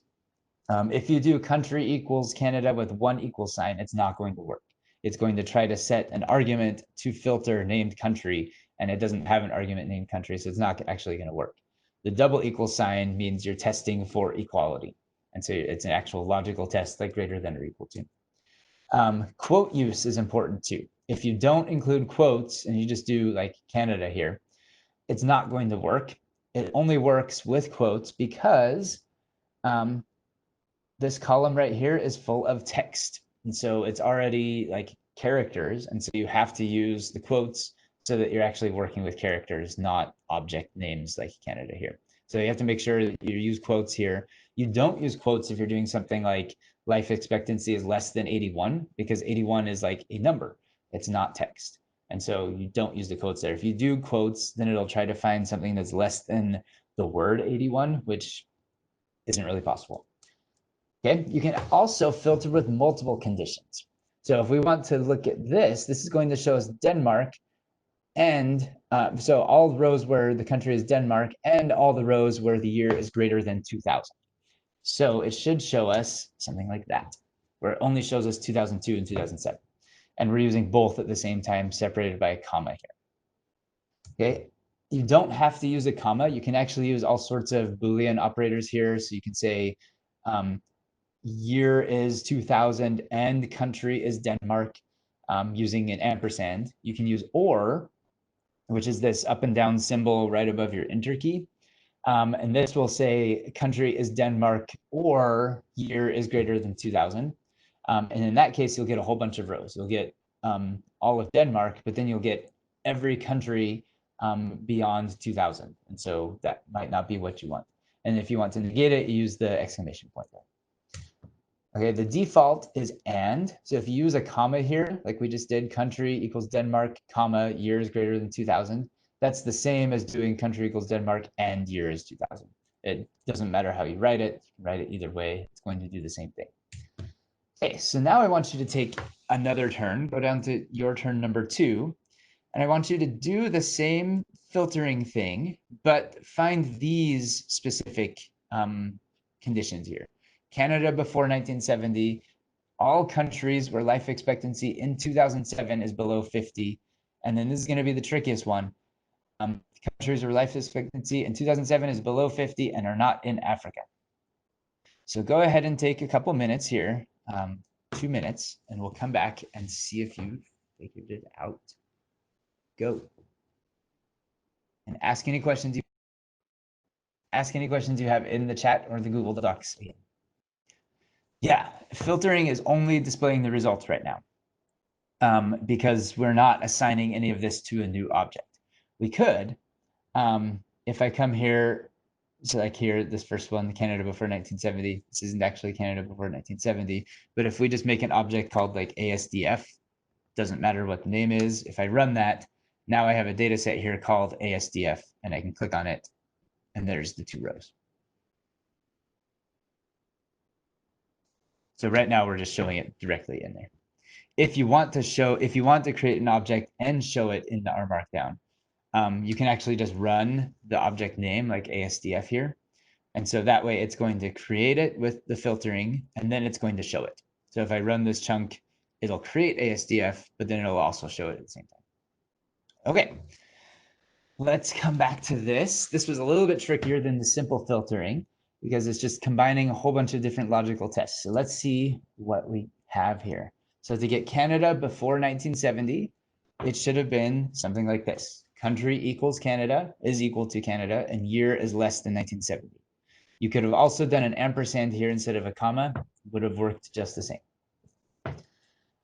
For all the countries in 2007 where life expectancy is less than 50, this is what you do.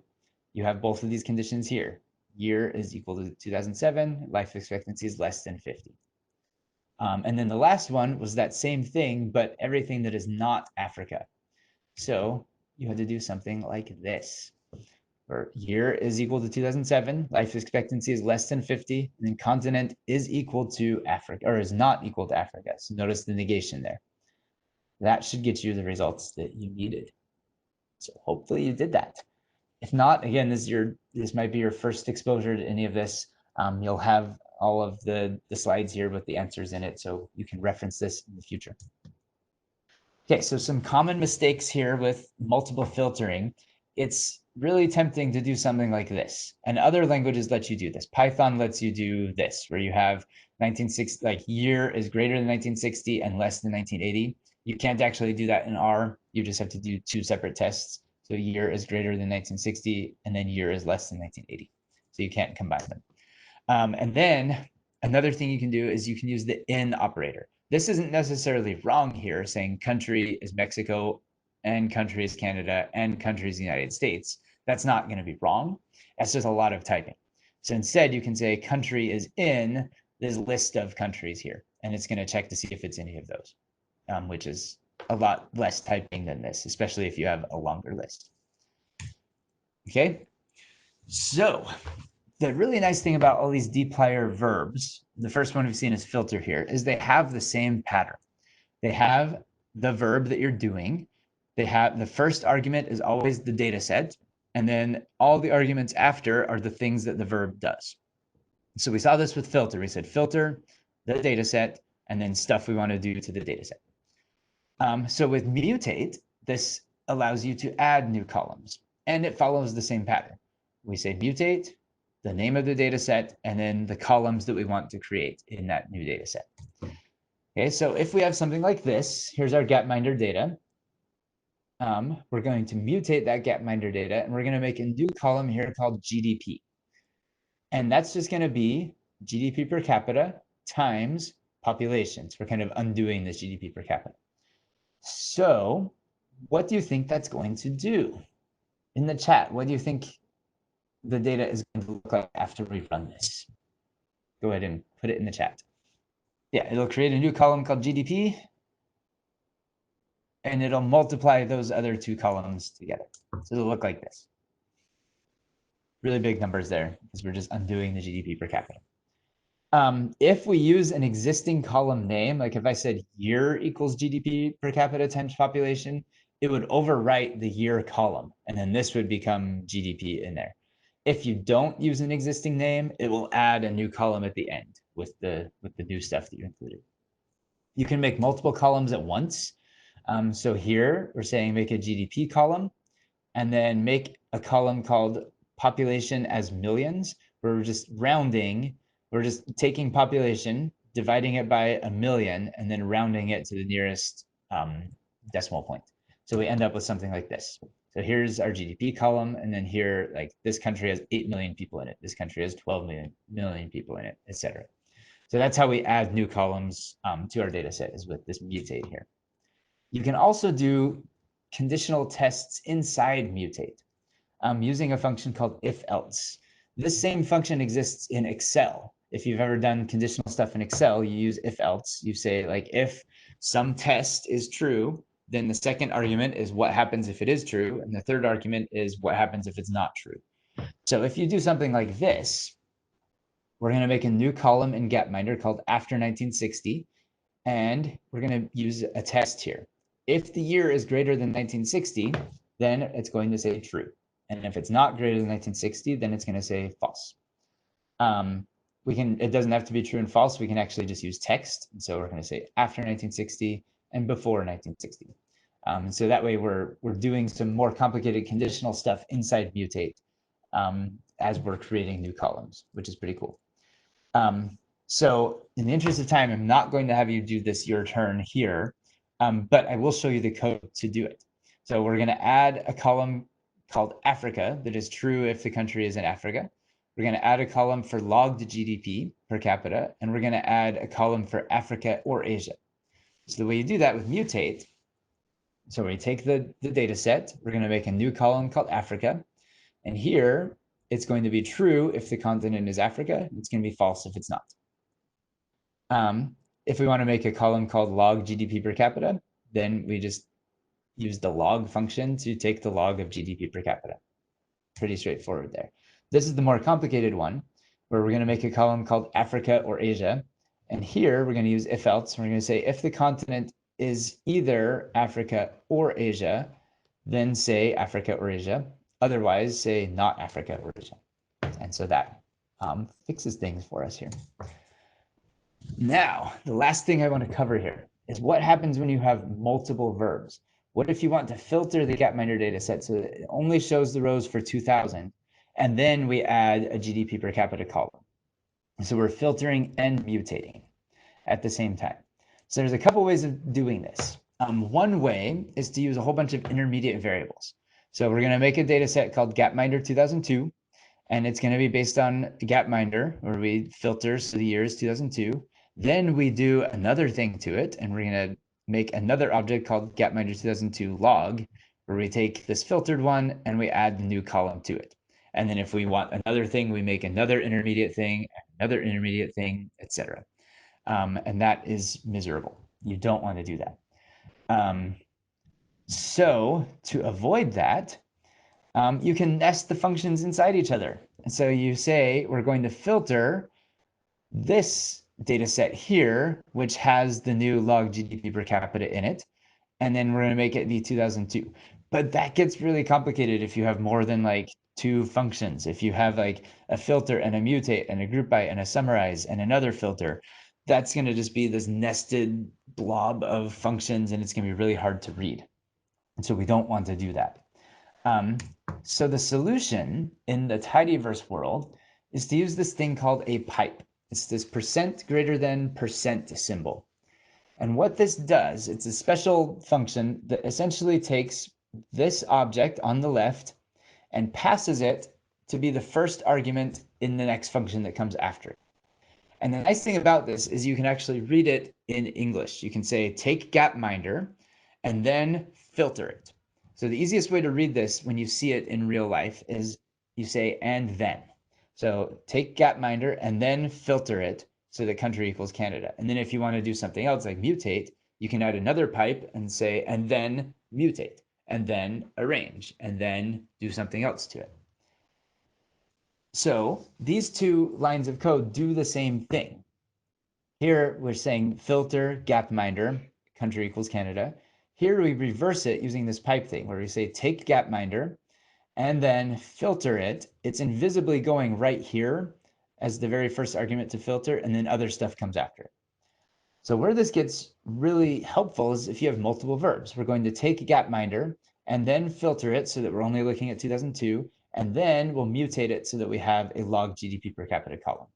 And then we can add more pipe symbols and just keep making this long chain. We're just taking each of these dplyr verbs and adding them in this big long line. Another way of looking at this, these aren't actual functions, but if you imagine that like this is your process for getting dressed and leaving the house, here is you. So you're going to wake up at some time, and then you're going to take the woken up version of you and get out of bed. And then you're going to take the got out of bed version of you and get dressed. And you'll take the dressed version of you and leave the house. This is really hard to read because it's backwards and inside out. If we rewrite this with pipes, this is what we get, where we can actually read it as a sentence. We say, take myself, and then wake up at this time, and then get out of bed on the right side, and then get dressed, and then leave the house. And so this is the same thing. These 2 lines of code are identical, but this is far easier to read, I think. There are some people who really like that, and cool, you can really like that, but it's miserable. It's really hard to read. Okay, so that's how you chain these things together. So before we move on to the last section here with summarizing and grouping, there are a couple questions here. Can you assign a numeric value instead of true and false back here with if else? Yep, you can assign whatever you want. This could be 0 or 1 and 0. It could be text. It can be true and false. It doesn't matter. You could also do, instead of this if else thing, you can just say Africa equals this conditional here and just say continent equals Africa, and you don't need the if else thing because this naturally will return true or false by itself. So you don't technically need to do this true or false here. I like to do it because 1, it's explicit and it's easier to see, and 2, it makes it so I can make it not be true or false. I could make it be 1 and 0 or Africa, not Africa. I can change whatever I want it to be instead of being locked into true and false. And so it is a little bit more verbose to do this, but then it gives you more flexibility later down the road. Yeah. Okay, so summarizing in the last 10 minutes here, this is where the whole dplyr world gets super powerful because it's really like this is pivot tables.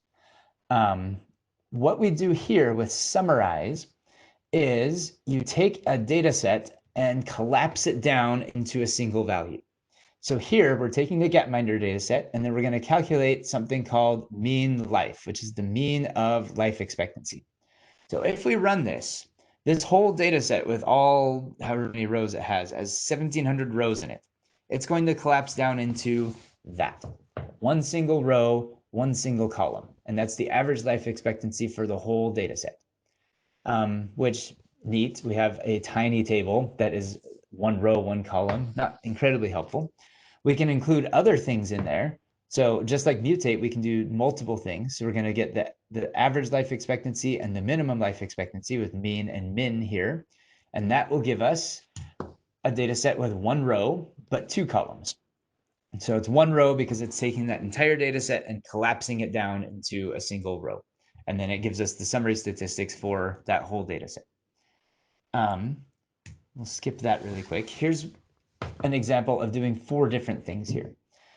We'll calculate the minimum year and the maximum year, the number of rows in the data set, and the number of unique countries in the data set. And again, we only have a single row here because it's collapsing that entire data set into a single value. But we have like a little table of it, which is helpful, I guess. So where this gets super powerful, though, is when you group. And this is something that SQL does. This is something that other languages do. The way you do it with R and with the tidyverse world is with group by. So if we run this, if we say gapminder, like take gapminder and then group it by continent, if we just run that, we won't actually see anything. All group by does is it takes a column in the data set and then splits the data set into subsets of that. So if we're grouping by continent, what it's going to do is create an invisible data set behind the scenes for Africa and for Asia and for the Americas and for Oceania and for Europe. And it's going to split those into 5 separate data sets behind the scenes, which isn't super useful. Like we've split it, yay. But then we can do stuff to each of those data sets that are split. If we combine it with summarize here, like if we take gapminder, group it by continent, and then we're going to make a new column that counts the number of countries in each of those smaller data sets. Before, we were only getting one row at the end. Here, we're going to get a row for each of the groups. So here we're getting the number of countries in Africa and the Americas and Asia, Europe, Oceania. You could imagine if you also said like average life expectancy inside summarize here and said like average life equals mean life expectancy, what that will give you is a row for each of the continents with each of the continents' life expectancies. And so it lets you summarize your data by these different groups here. So if you, another example of this, so imagine this is a data set of pollution values for different cities with different particle sizes. Right now, if I just do this summarize function without any grouping, it will give us one row like this. So average of 42. The sum of the amount column is 252, and there's 6 rows. Neat. If we group it, though, if we group it by city, what it's going to do is look just at New York and just at London and just at Beijing, and then figure out the average amounts for each of those cities and the sum for all of those things, which gives us something like this. So now we get 3 rows in our data set with all of the averages and sums.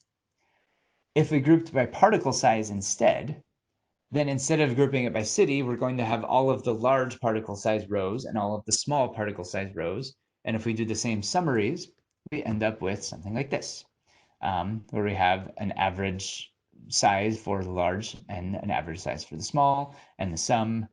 So that's all been calculated on those exact groups there based on the column that we have in our data set. Okay, so again, in the interest of time, we are running low here. The very final your turn is where you use the gapminder data set with group by and summarize to figure out the minimum, maximum, and median life expectancy for each continent. So let me show you the code for that. And you should be able to read it, again, like English, especially if we say and then whenever we see this pipe symbol. So we're going to take the gapminder data set and then group by continent. So it's going to look at that continent column and make subsets based on all of the continents. And then it's going to make new columns for minimum life expectancy, maximum life expectancy, and median life expectancy for each of those mini data sets. And then it's going to spit back out a data set with 5 rows in it with 3 columns or 4 columns, one for continent and one for min, max, and median life expectancy. The other question we had was do that, but only look at 2007. So we can do that by just sticking a filter in here. So we're going to take the gapminder data set and then we're going to filter it. So year is 2007, and then we'll do our grouping and summarizing. And that will give us kind of the narrowed in version of the summary statistics just for 2007, which is super magical. So in the code that you have in this RStudio Cloud workspace, you have a whole bunch of your turns where you can play with this. You also have the PDFs here of the slides, and you can work through there. These are the main, like what we just covered here is filter and mutate and group by and summarize. You can also play around with arrange and select. If you just Google dplyr select, you'll see a whole bunch of different examples, or dplyr arrange. But at this point, you're kind of on your own to continue to learn R. So what I want to do at the very end here for the last couple of minutes is show you what you can do next to keep learning stuff. The best resource, I've mentioned it a few times, is this R for Data Science book. It is an entire book that's online for free. It looks like this, has a table of contents here. You can go through and just work through all the stuff we just did. So notice if you come to data visualization, here's how you use ggplot. Here it is. Here's how you use ggplot with all of the different aesthetics. It goes through very similar examples to what we just did, mapping things and changing colors. It's got a whole bunch of other stuff in here. It's probably the best free resource that exists out there. So I'd recommend going to that. In addition to that, if you come to RStudio Cloud and you click on this little hamburger menu on the side here and get this sidebar, there's actually a section down here called primers. RStudio provides a whole bunch of interactive online code tutorials for very basic topics like the topics we've just been covering today, where if you want to visualize data, here is an interactive primer for making histograms or bar charts or doing box plots or scatter plots. So if we look here, it has to load like a whole RStudio Cloud instance, but it then walks you through and has very interactive code examples that you can do here in the RStudio primers, which is really exciting. So again, you get to that by clicking on this menu and then clicking on primers, or if you just search for RStudio primers, you'll find it in Google. So yeah, you can learn all sorts of stuff that way, and I would recommend doing that. In the future, there's going to be a couple more Georgia Policy Labs workshops, one specifically dedicated just to ggplot, and so you'll be able to make all sorts of really pretty pictures. And then the last one in September will be about how to run models with R and how to do program evaluation stuff. And we'll cover how to do things like difference in difference analysis and regression discontinuity designs and instrumental variables and other things like that. But it all fits within this R paradigm with the tidyverse. We're going to be taking data and filtering it and grouping it and summarizing it and then running models on it and then plotting it with ggplot. It all builds, like all this program evaluation stuff builds on this foundation of data manipulation and data visualization. And once you get that good foundation of how to use ggplot well and how to use dplyr well, which you can learn from this R for Data Science book, you can do like a billion different things in R, and that's where most of the power comes from. You should focus on that. And then finally, the R community on the internet is probably the most welcoming and accepting of all of the online communities for programming languages. If you've ever searched for stuff on like Stack Overflow or asked questions in forums, like Python questions or whatever, there are very grumpy people out there. Like people in the Python world will yell at you if you ask a stupid question, and it's miserable. The R world has cultivated this like ethos of like sharing and kindness and niceness. And so on Twitter, you can ask any R question, and if you add the R stats hashtag, people will be like super nice and respond to you and help you, and it's like really cool. There's also a thing every Tuesday, the RStudio team posts a new data set that they've just come across as they've been playing with data, and they say, do something with it. And it's called Tidy Tuesday. And so basically, anybody who knows how to do R will just like download the data set and do something to it. Sometimes they'll make a graph of it. Sometimes they'll run a model on it. Sometimes they'll do some fancy machine learning thing on it. Sometimes they'll just play with it and make a box plot. And then you just share the stuff that you make. And it's like this cool community effort of just playing with data and seeing what other people do. It's actually gotten people jobs before, where like random employers will come across something that somebody does with Tidy Tuesday, and then they like offer you a job because you did something cool. So I would recommend playing with that. get connected with the community, take future workshops, and just keep learning. So R is fun. You've seen some of the cool, powerful things it can do. It can do a lot more. You just need to practice, and you can do fun stuff. So thanks for coming, everybody.